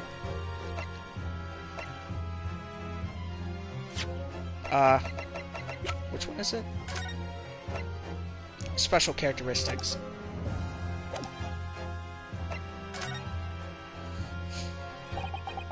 We've been hearing a lot about this Curare poison, and it's left me curious about something. Oh, Counsel? Well, it sounds as though indigenous hunters have been using this poison for years and years to lace the heads of arrows that they shoot at whatever prey they're hunting. So we've been led to believe, yes. And the point of hunting is to catch prey to eat. Get to the point, please. But if they were to use these laced arrows, doesn't that mean there would be traces of poison left in the prey the hunters were going to eat? Yes, good point. So surely the hunters wouldn't want to eat their prey, would they? Because then they'd be eating poison. Good gracious, Counsel. No, that would be madness. But I actually found the answer to that conundrum in this research paper here. Under special characteristics, it says this. The poison starts to work after entering the body through a wound. Through a wound, you say? I see, that makes sense. Yes, the mention of that particular detail seemed a little strange to me, though. But it all makes sense when you interpret what's written like this. When Curare enters the body through an open wound, it has terrifying poisonous effects. However, when it enters the body via the mouth, it has no poisonous effects whatsoever. What? Miss Brett, you authored this research. You knew Curare's special characteristics. And you knew that you can make a spectacle of drinking that water without any danger to yourself. You meddling little... Rapscallion! Well, Ryunosuke, it turns out you're an even better lawyer than I thought you'd be. Really? Me? A lawyer? All this poison talk is fascinating, I'm sure. But I fail to see how it is possibly... So, the ill-bred little puppy has a new toy to play with. Some facts he read in a book. But I'm afraid the knowledge doesn't suit you, little boy. It only makes you look silly. What are you trying to say? Your schoolboyish logic has a fatal flaw. Schoolboyish? Flaw? As even your brain has managed to deduce, Curare is safe to ingest. It seems likely that its effects are neutralized by the acidic nature of the gastric succus. Oh, yes. Well, of course. Gastric suckers? What are they? So, if this lethal poison is completely harmless when drunk, the professor wouldn't have died when he swallowed it, would he? Oh, that's right! Good gracious! That's basic science. Science that even a schoolboy should be able to understand, no?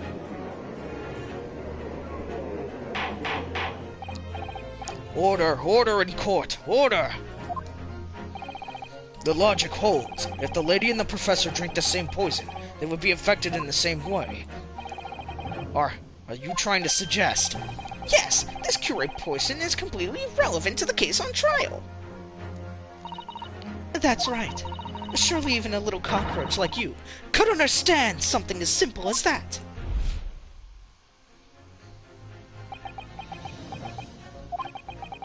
What is this? Welling up inside me. I've never felt like this before. It's a sort of conviction to break down all the discrepancies. It's so intense. Almost rage-like. And more than anything else, it's an animalistic desire to take down my prey. Igari!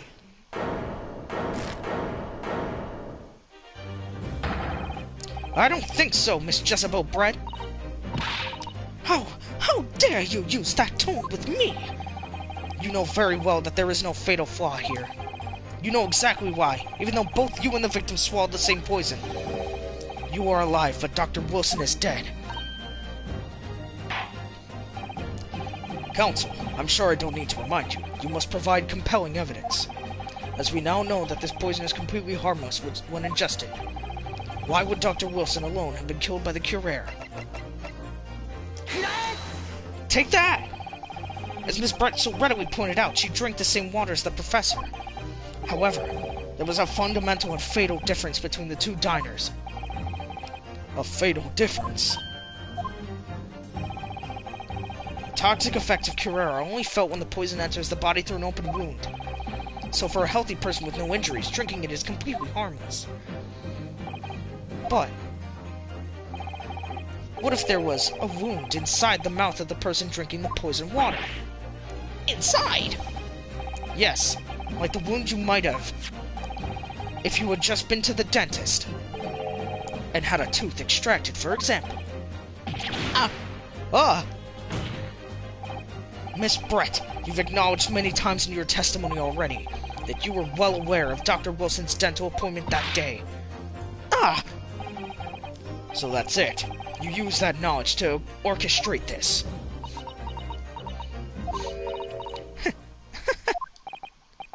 Is she laughing? I don't like to repeat myself, but honestly I can't resist. These childish courtroom games and your half-baked arguments are all so puerile. What? What do you mean? Don't worry, little schoolboy. You'll find out soon enough.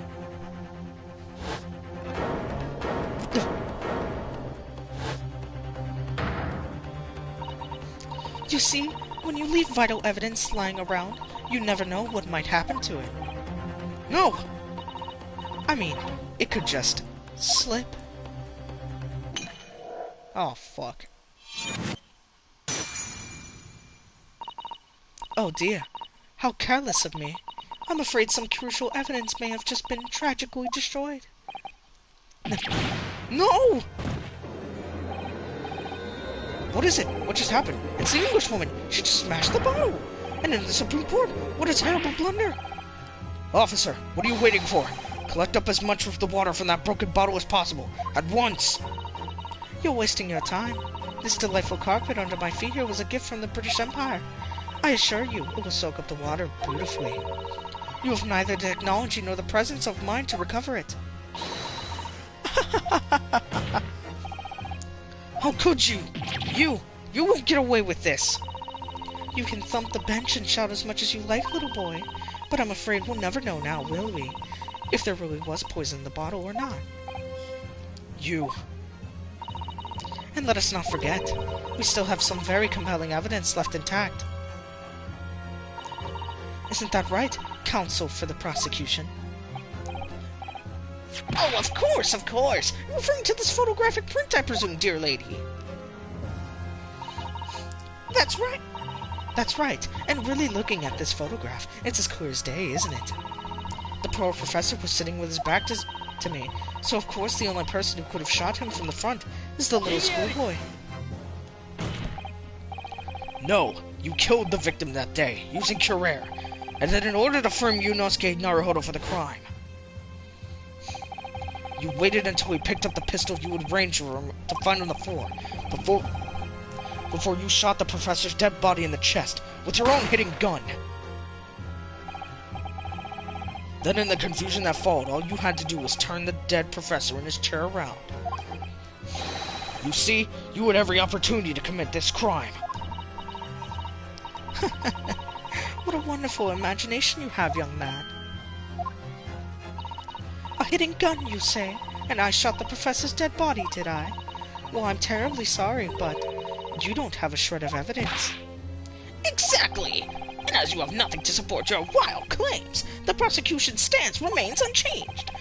The victim, Dr. John H. Wilson, was killed by a gunshot to the chest. Delivered in cold blood by the accused Ryunosuke Naruhodo.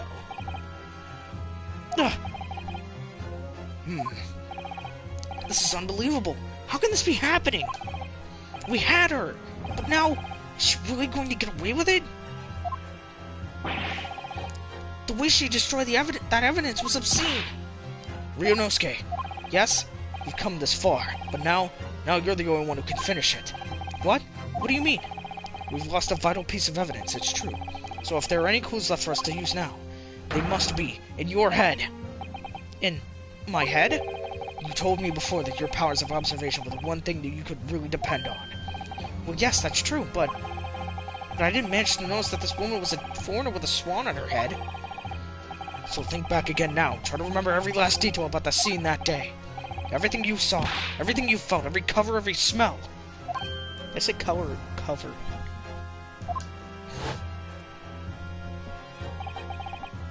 What I saw, what I felt.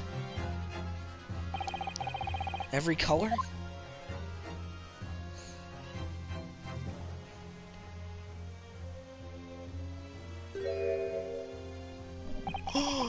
Is Cosmo right? Somewhere in the vibrant memory of this same scene in my head. Could there be another clue to expose the identity of Dr. Wilson's killer? There's a clue. Actually, Cosmo, I think I might have something. Thinking back over everything I saw, I think I might have uncovered another clue. You always have something up your sleeve, don't you, Ryunosuke? Come on, then. Let's wipe the smug smile off that Englishwoman's face with some evidence. Alright, I can't wait.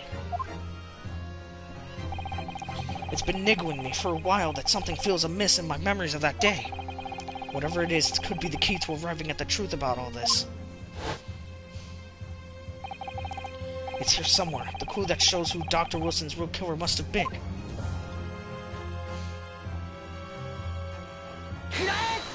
Take that! Kurai! Inspector Hosonaga, answer me this! Yes, what is it? Ugh, he's still miles away. Probably thinking about that bottle being smashed.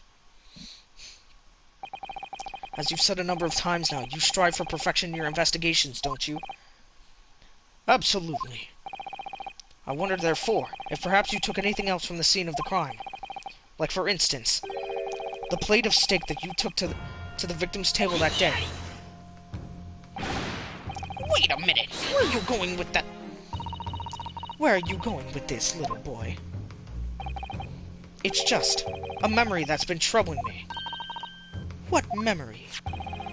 I saw the scene shown in this photographic print with my own eyes that day. And I saw that on the wooden base of the plate that the steak was served on was a spattering of blood. What? What?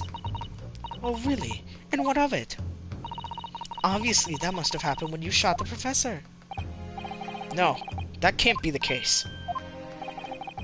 Take a good look at the photograph and the relative position of everything there. The plate of steak is almost directly behind the victim. If I'm supposed to have shot Dr. Wilson in the chest from the front, there's no way that that blood from the victim could have ended up directly behind him. Ah! Yes, for blood to have made it onto the plate, it implies the plate was between the victim and the shooter. Which means the shooter must have been sitting opposite the professor, as you were.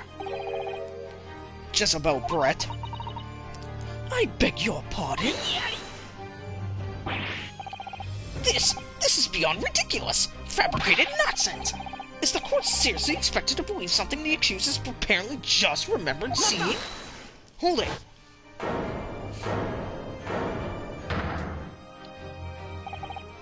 This could be the moment that my entire career in the police force has been leading to. Inspector, you mean? Yes, I took the plate. In the interests of preserving evidence from the scene of the crime, I took it, meat and all, and I don't care if they call me a crime scene thief because of it. You did what? I took the steak that you had been eating, Miss Brett. I took the steak that the sergeant had been eating. And I did it all in the name of justice. Hosanaya, you weird fucking bastard. You're the best. Then we can find out for sure whether or not that's a bloodstain on Miss Brett's plate. We must examine it now! Inspector, the court wishes to examine the plate from the victim's table immediately. Yes, sir.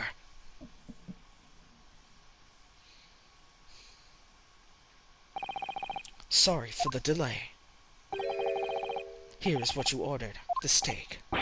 Well, what about the blood? Is there blood on it? Of course there isn't. Quickly, Inspector, the blood man, show the court!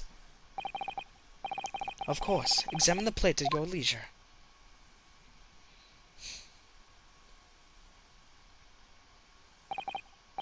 No, no blood. No blood anywhere. But no, that's impossible! I know what I saw. I'm sure of it.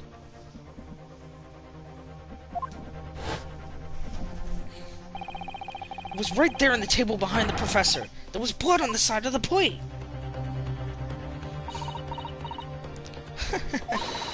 What an unbecoming expression, little boy. You see, this is why I always say you can't trust what the Japanese tell you. No. I couldn't agree more in the case of this disgrace to the Empire. I believe we may finally have reached a conclusion in this trial. Let's hope so. Let's pretend attempt at courtroom proceedings is painful to watch, but I do promise to do my best to forget all about it when it's over. Ha! This sorry-looking steak reveals the facts all so clearly. No, it doesn't. If the sorry-looking excused wish to examine it again, be my guest. The plate of steak has been entered into the courtroom. Was the plate I saw, or thought I saw, just a figment of my imagination? Oh, it isn't. Examine.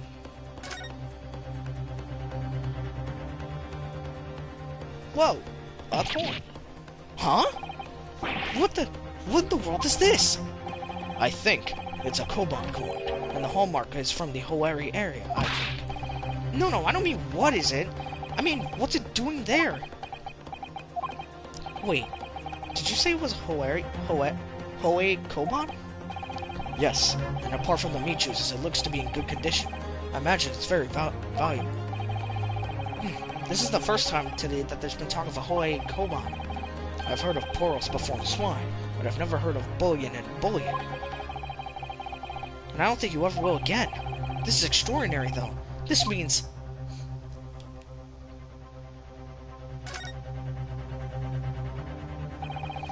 I certainly never expected to find a precious coin underneath this thick cut of meat. And it's from the Hoeri area, too. That would make it really quite valuable. It's well marinated in juice as well, look. What, are you thinking of eating it? No, but the next time I order steak in an expensive restaurant, one thing's for sure. My heart's going to be racing as I lift up the meat and peer underneath for a prize. I think you might have the wrong end of the stick about this, Ryunosuke. A Koban coin underneath the steak? There's only one logical explanation. Someone hid it there.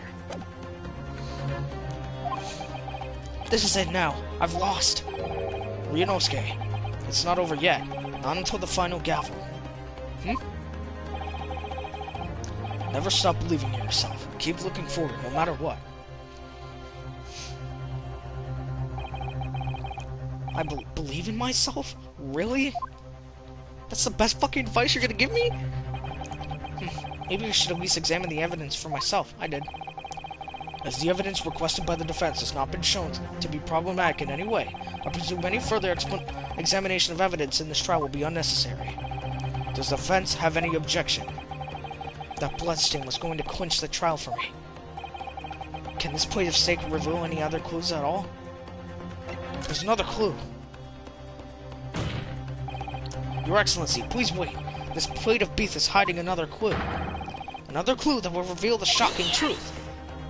The only thing that's shocking here is your unhealthy fascination with beefsteak. Your Excellency, I think I've made myself clear, haven't I? I would not be able to turn a blind eye to any more unnecessary procrastination in this trial. I'm sorry, Miss Brent, but we must ensure a thorough examination of the evidence. I will not give a ruling until I am completely satisfied that all reasonable doubt has been dispelled. I see. As a newly affirmed ally of my country, that's still your position, isn't it? Thank you, Your Excellency. Counsel for the defense, you will now clearly show the court to what you are alluding. Where precisely on this plate of beefsteak is this new clue to be found?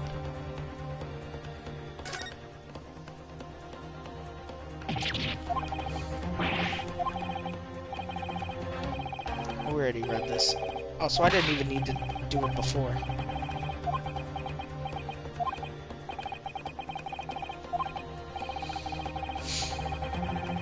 And now I examine it.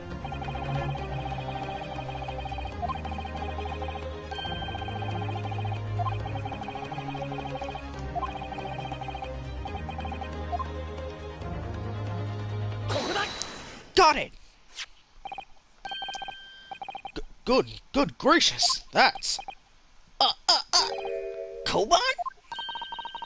What on earth? A Hoei era one at that one. Miss Brett, this is in fact the beefsteak that you ordered at the restaurant on the day in question, is it? Tell me, why is there an old coin seemingly hidden underneath the meat? What a ridiculous question! How should I know? I've never seen that thing before in my life! I don't know what this is, but I want no part of it! I fail to see how this is relevant. A coin under the meat? That could have simply been a careless mistake by the chef in a moment of distraction. Don't be absurd! We're supposed to believe that this happened by accident in the kitchen? A rare Hoei Koban just happens to be hidden underneath that piece of steak. If this turns out to be irrelevant to the case, I'll rip up my ticket to Great Britain right now. He's right. It can't be a coincidence. Your Excellency. Yes, Counsel. A rare Hoei Koban just happens to be hidden underneath that piece of steak. If this turns out to be irrelevant to the case, I'll give up my lawyer job right now. By all means, don't let us stop you. No one invited you anyway. Perhaps, little boy, you should realize that it is you who is irrelevant. Even though I'm the one on trial here? The point is, it's essential that we ask the owner of this coin if he can explain what it's doing under that stake. The owner? Yes, it's obvious. There's only one person it can belong to. The owner of the koban that was found underneath the beefsteak is...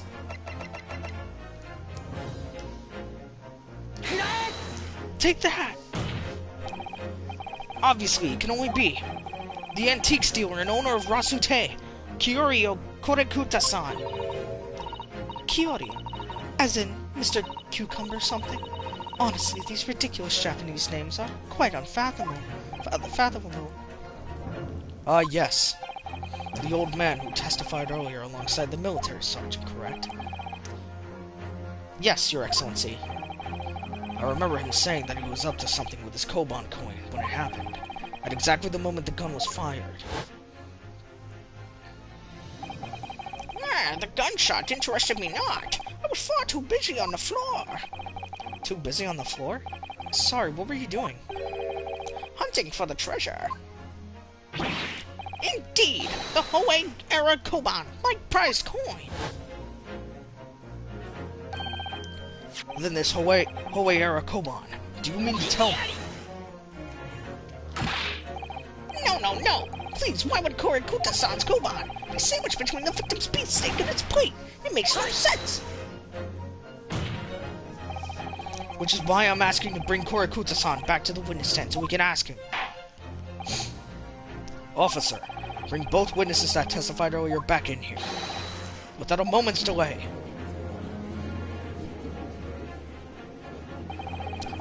I can't believe we come back around to that pair again, but I have a hunch, a strong hunch, that if we chase down the real significance of this koban, we'll find that it's a key element in the case.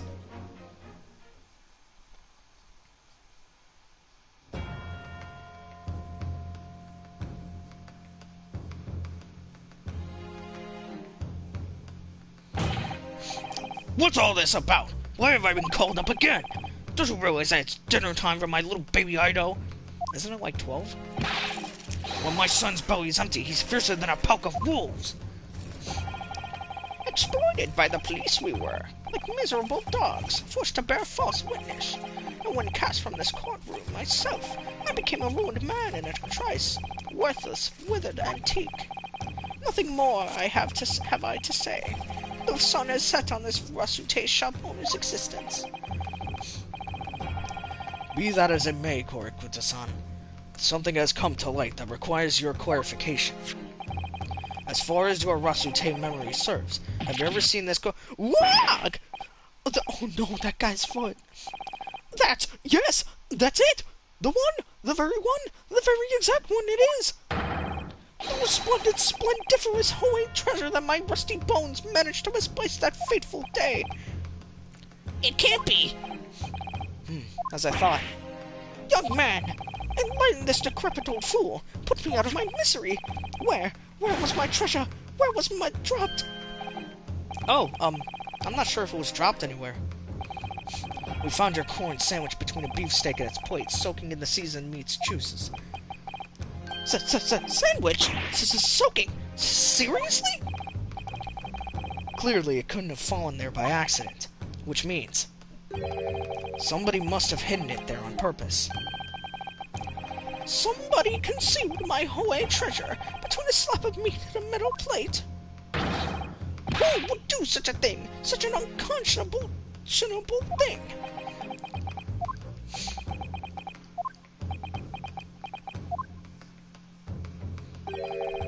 Excuse me, could I say something?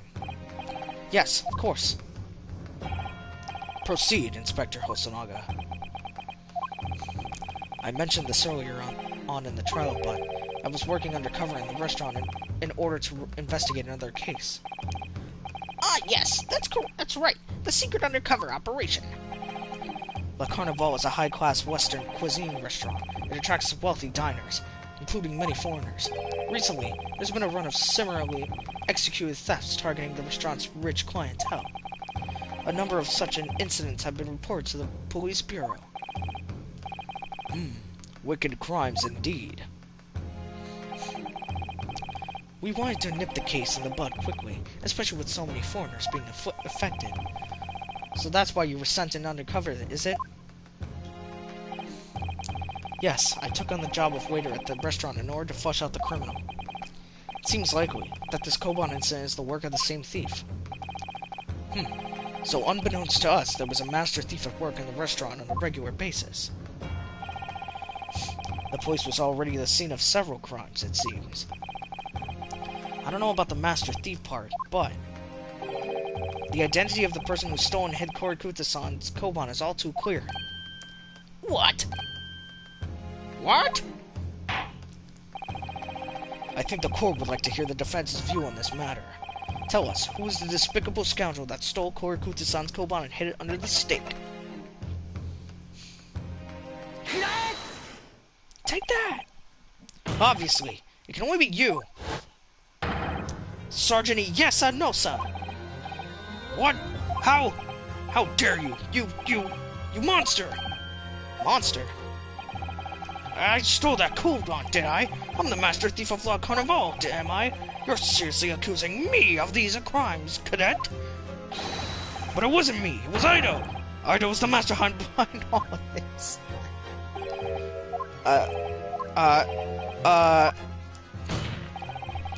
You would push the blame for your crimes on your own son, an innocent little baby?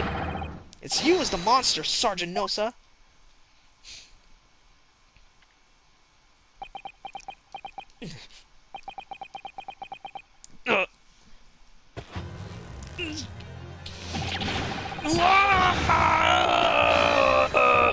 Clippity-clop, clippity-clop, clippity-clop, clippity-clop, clippity-clop, clippity-clop.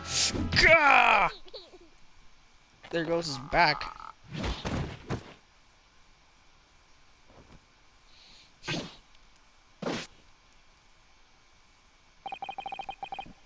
Nippon Imperial Army, Sergeant Iyesanosa, preparing to stand down in the Supreme Court, sir.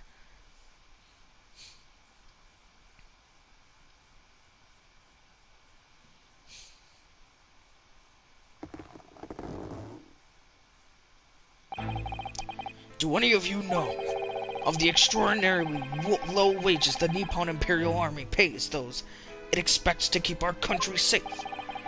I understand that the temporary increase in taxation owing to the recently ended conflicts remains in place, and I have heard it's hard for lower-ranking soldiers to make a living, yes. All I want is to put a hot meal on the table for my son. That's why you were stealing things at the restaurant. The place is heaving with money. Every 3 days I'd go there and do reconnaissance for a target. And I'd enjoy chomping my way through a good steak at the same time.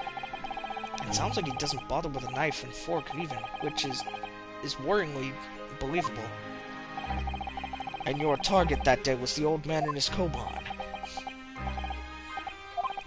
Yes, sir. He was an easy mark. I slipped a coin into my pocket without any trouble at all. A veritable phantom thief you are. I was all set to leave the steak I was halfway through devouring when it happened. Bang. Yes, when the professor was shot.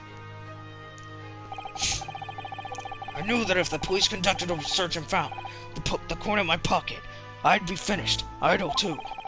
So I hid the incriminating evidence as fast as I could. On the double. I slipped it under the steak, hoping that I'd be able to rendezvous with it again at a later date.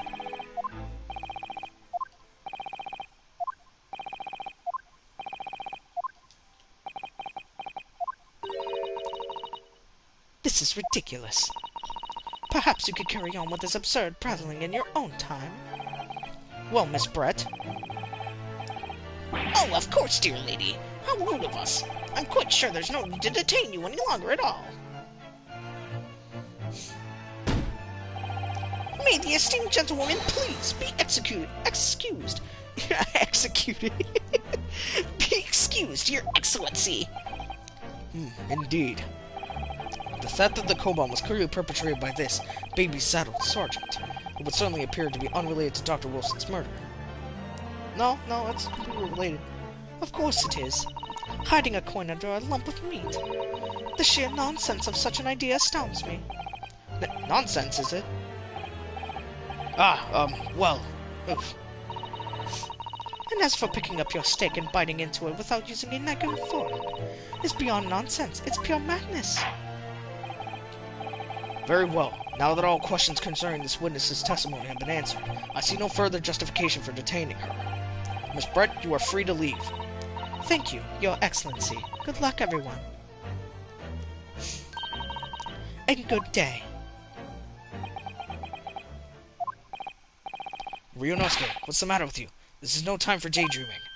Oh, no, it's just something about Miss Brett's parting words there got me thinking. I can't quite work out what exactly, but something she said jarred with me. I feel like there was a contradiction in there somewhere. Something didn't quite add up.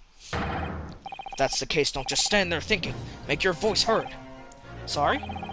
You can think later, but if you don't call out now, it'll be too late. The trial will be over. Hold it! Wait, Miss Brett! What is it now? I'm afraid, just one last time, there's something I'd like to ask you. I'd like to explain the contradiction in your parting words from just a few moments ago. What are you talking about? Contradiction? What new student nonsense is this? Well, what parting words are you talking about, Ryunosuke?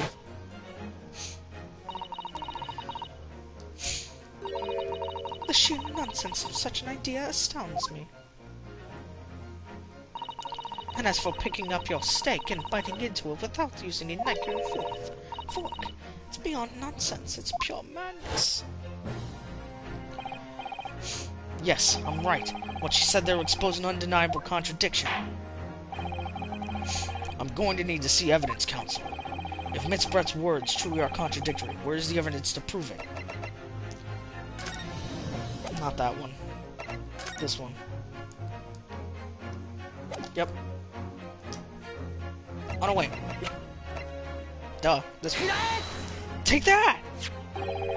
The steak that Miss Brett had been eating before the professor was killed. Yes, go on. More accurately, Your Excellency. The steak that was on the victim's table just before the professor was killed. Now you're just splitting hairs. Not true. Doesn't something about this steak strike you as very unnatural? Unnatural? What on earth do you mean? It's extremely obvious. I'm talking about the shape of the edge where it's been eaten. I see you've noticed it too, Miss Brett. Noticed what exactly, counsel? Just a few moments ago, Miss Brett claimed no Englishman could even contemplate picking up a steak and biting into it without using a knife or fork. Of course she did. She's a refined English gentlewoman herself. Then take a good look at this steak, in particular the edge where it's been eaten. As you can see, there are clearly defined barbaric teeth marks there. Ah! Oh. Ah! It looks like Miss Brett has realized something. So, if the witness, as she claims, wouldn't contemplate eating anything without using a knife and fork, there shouldn't be teeth marks in the steak at all. But what is your actual point? Perhaps the delightful Miss Brett was ravenously hungry and couldn't help... Oh, whatever you say, dear lady. As I said, I really must be leaving now. Afternoon tea with the Minister of Justice cannot possibly wait any longer. Of course. This will all be over in the blink of an eye. Rest assured, I'm about to put this rookie in his place. Just leave everything to... I've heard enough. You irritating little speckled samurai relic. Of course, dear lady! What's the matter, Miss Brett? Have we ruffled your feathers? Clearly the witness knows what this means. She's realized the catastrophic implications these teeth marks in the steak have for her.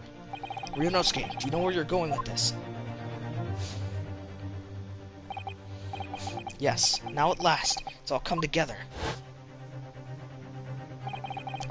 The mysterious teeth marks in a steak that had allegedly been eaten with cutlery. The reason why the blood stain I know I saw somehow seems to have disappeared. And most importantly, The evidence that proves once and for all who shot Dr. Wilson that day. I accept that these teeth marks in the steak are a little unnatural, as you put it, Counsel. But what exactly are you suggesting that tells us? Everything, Your Excellency. Everything? Yes, I believe that these barbaric teeth marks in the steak here amount to conclusive evidence in this case. Evidence that will prove beyond any doubt who shot Dr. Wilson. Conclusive evidence? How many terms have I heard that today? You wouldn't know the meaning of the phrase. Typical Japanese empty threats. How can you be so sure? Oh, it's quite simple. If you really had such conclusive evidence, you would have presented it to the court long ago. Actually, the evidence I'm talking about hasn't been brought before the court yet. Has it been? What? But just because it hasn't been shown yet, doesn't mean that the evidence does not exist. This is absurd. The trial has run several hours already, and you say there's evidence yet to be brought forward. There can't be. I don't believe you have it. I don't, but there is someone who does have it. Someone in this very courtroom. And if that person is willing to submit the piece of evidence I'm referring to, it will solve every remaining mystery about this case. Very well. I have a feeling this will be my last request of the defense in this trial. Who possesses the conclusive evidence that will reveal the truth of this whole affair?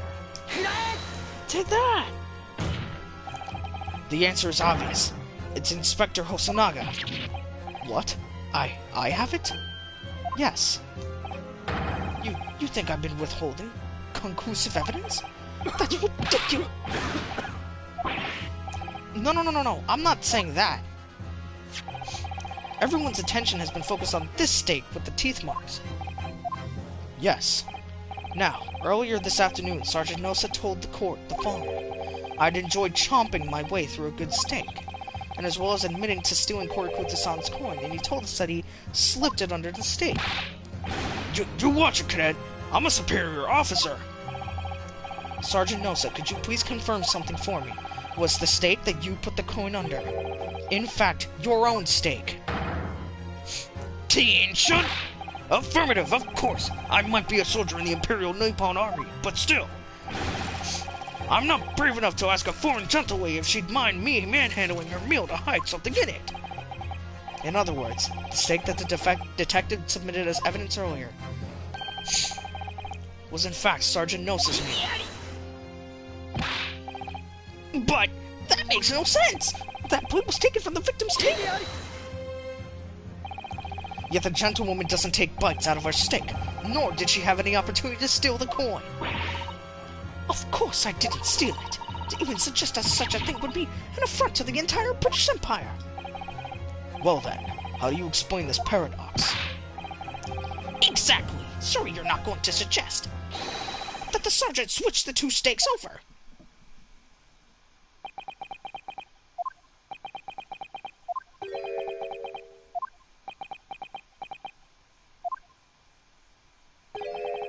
You did switch the plates? Well, after it happened, bang.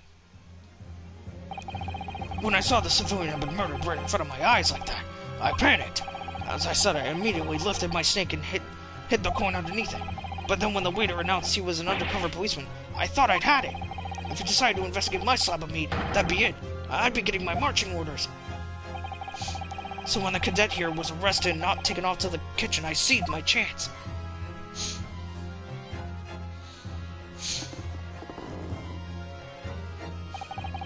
With military precision and timing, I switched my stick with the one on the foreign lady's table. What? You can't have! I never saw you do such a thing. It was called Operation Lightning Bolt. There was no time for strategic planning. It was do or die, I tell you. So yes, I did what had to be done. Unbelievable! However, fear not, Prosecutor Song. What now?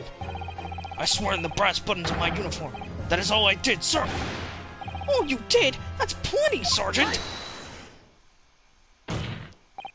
So, if Sergeant Nosa switched the plates over, It means he took Miss Brett's steak and the plate it was on back to his own table. Yes, that follows. Inspector Hosonaga. Yes. Earlier in this trial, you told the court this. You said that you had not only taken Miss Brett's steak after the incident, but also the sergeant's. That to preserve evidence, you had taken both. Ah! That's correct. Then please present it to the court now. The plate that was actually on the victim's table at the precise moment he was shot. What can that possibly tell us now? I mean, a cold slab of tough meat? I can't have the slightest bearing on the case. No, you're not wriggling your way out of it this time, lady. I beg your pardon? Surely you're not that forgetful. Surely you remember the reason why the steak pan promises to prove such a problem for you, no? You're the ones who decided it was a problem, not me. The reason the defense asked to see that plate was to confirm something the defendant remembers seeing. Thinks he remembers. I'm quite sure of what I saw, Miss Brett. On the side of the plate that was on the table directly behind Dr. Wilson, there was a clear spattering of blood from the gunshot wound to the victim's chest. If I believe the defendant's memory serves him well. And now we have the evidence to prove it. The plate you were eating from, Miss Brett. Let us not prolong this any longer. Inspector, you will show the evidence to the court. Present the beefsteak and the plate that was originally on the victim's table at the time of the incident.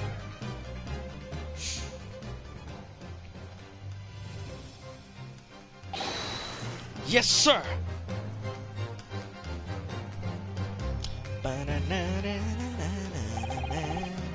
Sorry for keeping you. There's blood! Look at it! Here was the other steak and its plate. Please, feel free to examine it.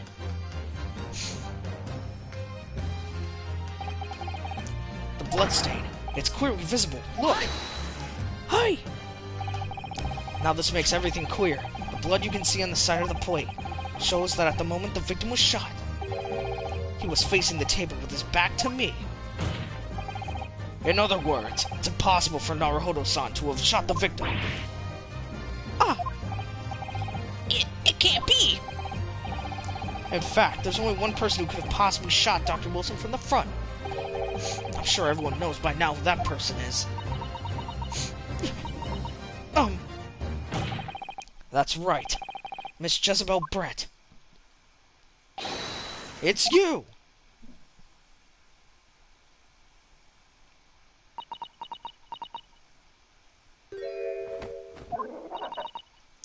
Outdone by a Japanese? Me? By a Japanese schoolboy? No, no, no!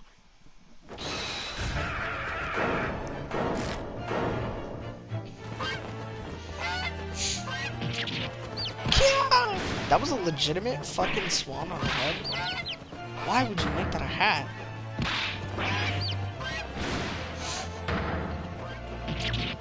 Oh, look at all the chicks. What? What? What? Oh, look at them. Look at the boys. Look at the little boys. Aww. Aww.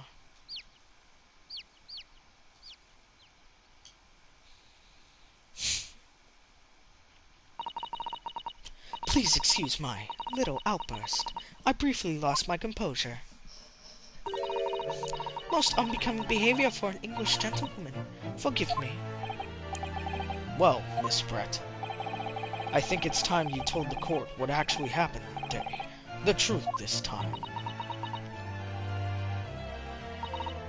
Gladly, Your Excellency.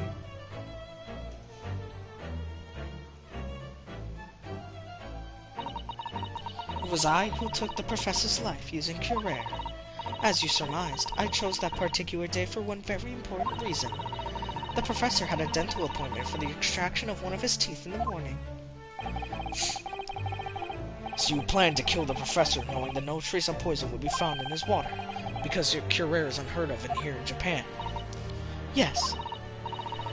Of course, I never intended to remain at the restaurant for as long as I did. I only needed to see the professor take one tiny sip of his water, and it would all be over. I would place the steak I had ordered in front of him to make it appear as though he had been dining alone, and leave him immediately. However, before any of that happened, there was an unexpected visitor at the professor's table. That would be me, I suppose. Yes, you. Who else? Such a trifling matter, but the fact that you decided to come over and greet the professor meant that I had lost my chance to slip away unnoticed.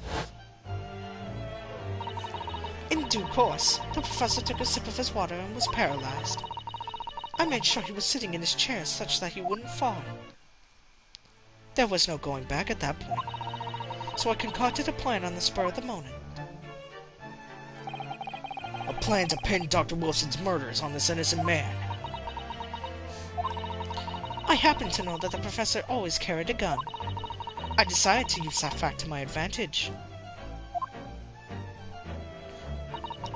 I had the bottle of Curare in my handbag, and my own pistol concealed under my skirt. Under your skirt? So I was right. There were two guns. Yes. And then I finished my coffee and got up to leave. That's when I noticed the professor's gun, which you had presumably placed on the floor. Placed where you were sure that I would notice it. And everything went according to plan. You noticed the gun as I intended. And then, just as you bent down to pick it up,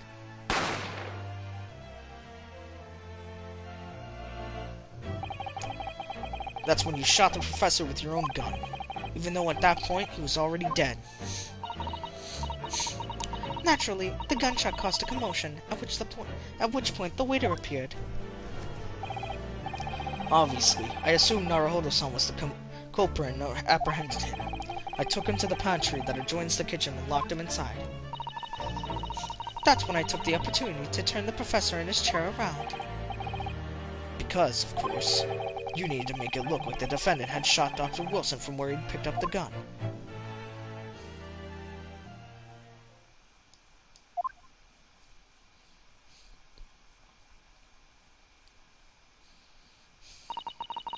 So there you have it. That is the entirety of my misdemeanor.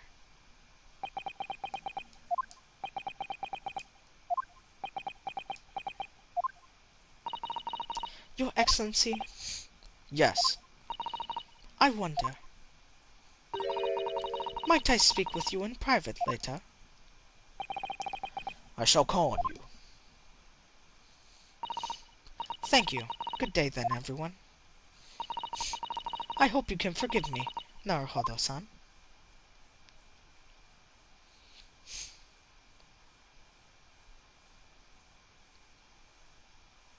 And she teleported.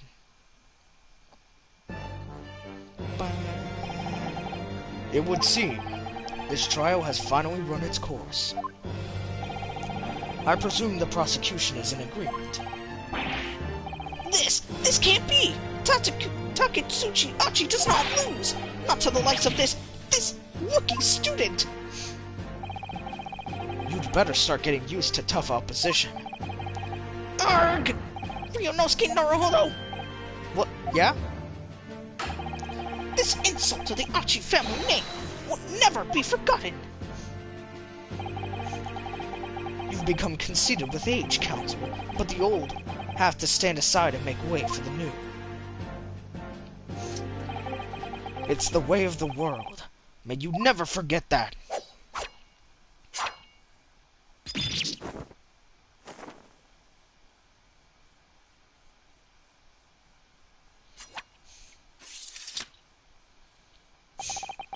A thousand millennia may pass, and still, the Achi clan will never measure up to the Naruhodo clan.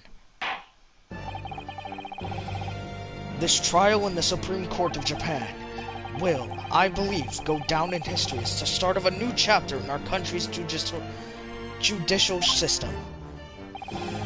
Despite being summoned as the accused, you, Ryunosuke Naruhodo, presented an excellent case. I thank you, Your Excellency. The use of evidence and deduction to unravel the truth is a modern mythology. After all, it has only been a few short decades since our country opened its doors to the wider world, but the Western ideas of science are rapidly gaining acceptance here. I feel sure that science will soon bring new methods of investigation and new procedures of justice. A new future of law awaits, but what it will look like, I cannot begin to imagine. That is for the young to pursue. Kazuma Asogi. Yes. After this trial, you are set to embark on a journey of discovery to the illustrious British Empire. Learn all you can, absorb everything of the wider world that you were able to. And do not forget to fulfill the mission imposed upon you. I understand, Your Excellency. What was that about? Why do you look so grave all of a sudden? Ah, never mind. As for you, Ryunosuke Naruhodo. Oh, yes! In you I sense, how can I put it, unusual potential. I very much look forward to seeing how you carry that onwards. Thank you, Your Excellency!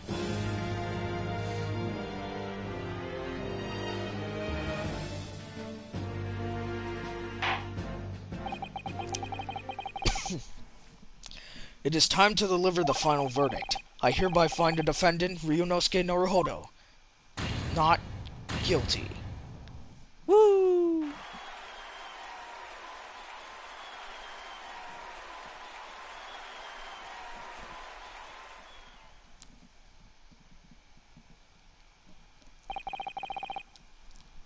This court is now adjourned.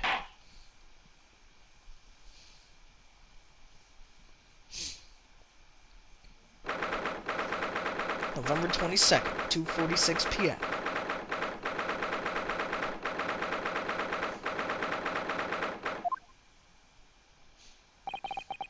I can't believe it. I can't believe what's happened. I made it. I defended myself and made it through that horrendous trial. Ryunosuke, you finally pulled it off. Congratulations. Well, I couldn't have done it without you. Thank you, Kazuma. No, it was a pleasure to watch you at work. So you owe me an extra large sukiyaki from the place on Yume University Street. Don't forget. Good afternoon. All your hard work has certainly paid off. Congratulations to both of you for proving Naruhodo-san's innocence. Ah, our trusty judicial assistant. You worked hard for that result too, you know. Oh no, I didn't do anything. Thank you so much! If we hadn't had that research report of Miss Brett's, I don't know how things would have turned out. Your kind words should really be from my father. I was simply doing as he asked. It was his idea for me to go to the university and investigate. Your father? Ah, yes, of course. Forgive me for intruding on court proceedings, Your Excellency. Susato Mikotoba, judicial assistant to the defense. Speaking of Mikotoba... Ah, there you are. I believe congratulations are in order. Naruhodo, you did an excellent job. Thank you, Professor. Oh no, it is I who should be thanking you. After all, your efforts exposed the true criminal that took the life of my good friend. Good friend? Oh yes, you mentioned that before. It was you who actually invited Dr. Wilson to Yume University, wasn't it? Yes, that's right. Professor Mikotoba studied overseas himself. He went to study forensic medicine in Great Britain. Presumably, that's when you met Dr. Wilson. Exactly. In those days, we worked together in the same hospital. Oh, you worked together? I've never heard of you mention that before. Well, it was a long time ago now. Besides, it's your turn, Asogi. Great Britain is a magnificent country. It leads the world in science, medicine, engineering, culture, And of course, in law. Watch and learn, my boy. See what's happening in the world's largest melting pot. I will. I will learn all that I can. I swear on this, the spirit of the Asogi clan. You're not taking that sword to Great Britain, are you? Of course I am. A Japanese man's katana is his soul. This blade shows me where I need to go. And cuts down anything that's in my way. Yes, I've definitely seen how sharp it is already with my own eyes. That reminds me, what's happened to the woman? To Jezebel Brett, I mean. After all, she's guilty of murder. Yes, her. It's not easy to tell you this, but... What do you mean? Surely she's going to face trial herself now. She's the true culprit, after all. She will be leaving Japan in the very near future. For Shanghai. What? Shanghai? Jezebel Brett will not appear in court again in this country. I'm certain of that. What? But why not? It's a matter of consular jurisdiction. Inspector Hosonaga. It was a hard-fought battle in the courtroom today. Very impressive to watch. I must congratulate... But what's all this about consular jurisdiction? We cannot try this particular foreigner for her crimes here in Japan. What? We can't try her? But then who? Who's going to bring her to justice? A British consular court will hear her case, somewhere far away where our voices can't be heard. But why a consular court? Professor, I simply don't understand. I thought consular courts were a thing of the past now that we've signed the friendship treaty. Yes, in normal circumstances you're right. Then so long as this is not a serious incident of highly political nature to our respective governments, they can't invoke a consular court just like that.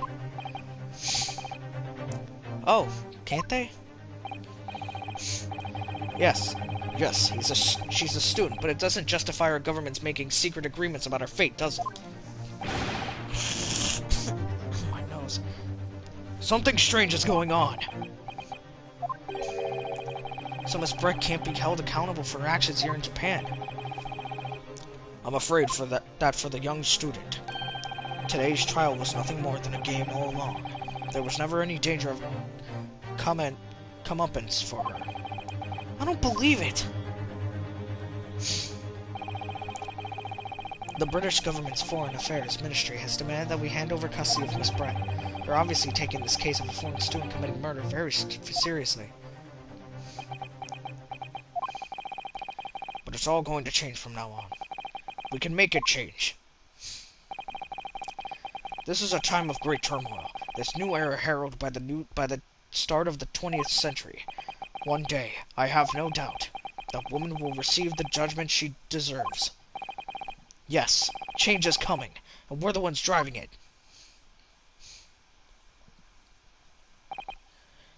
Well, I think that's enough seriousness for now. This evening calls for a celebratory drink. But, Professor... You're right. This is no time for gloomy faces. We should be celebrating Ryunosuke's not guilty verdict. Let's start having some fun. In that case, might I suggest Le Carnival? As the head waiter, I should be delighted to provide you with ample food and drink. You're a detective, Hosonaga-san, aren't you? Let's not worry about details for now. To Le Carnival! Will you accompany us, Professor? Of course. Le Carnival's food is second to none. I shall go and attend to the paperwork for Naruhodo-san's release. Oh yes, thank you.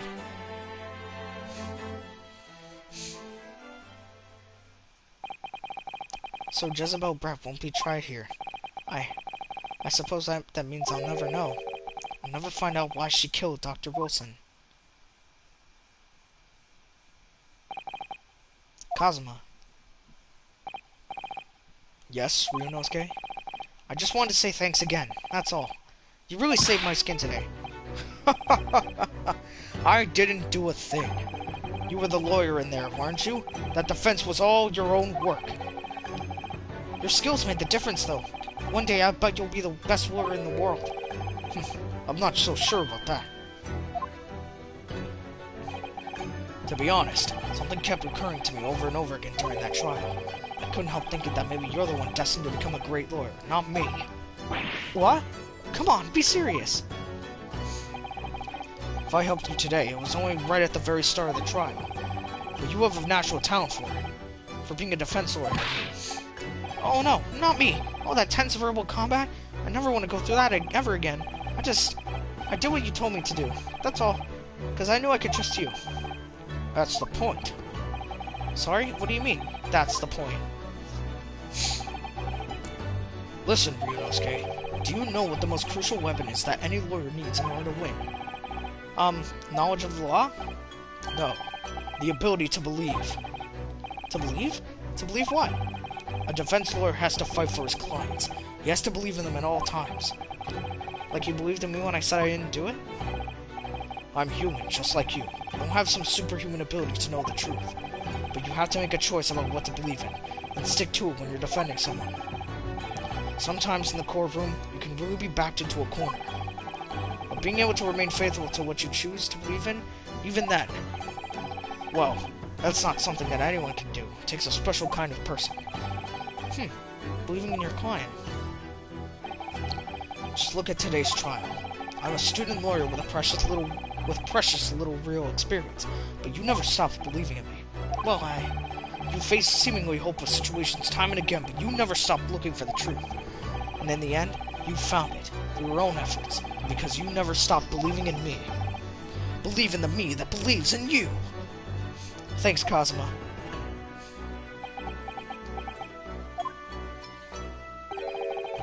There's something I want to ask you, actually, Ryunosuke. Well, it's a favor, really. Something very important to me. It sounds serious. What is... you're still here, are you? Oh, Inspector Hosonaga. I've arranged some rickshaws for us. Let's go. Thank you. Thank you. We'll be right there. Let's pick up this conversation again later. You should be celebrating right now. Your first court victory. And your study toward the Great Britain, don't forget. Ah, yes, that too.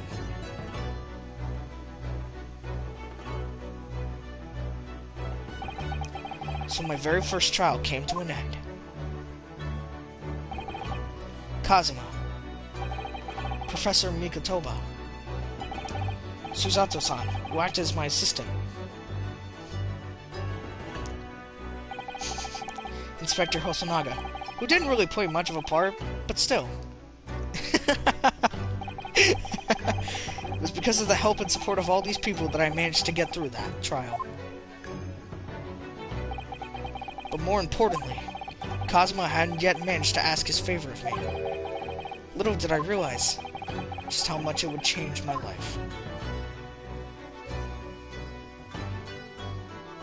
End.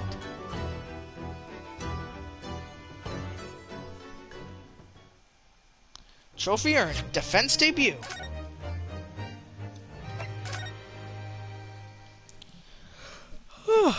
Thank you all for watching. That was the end of Case 1. And next time we're going to pick up with Case 2. See you next time.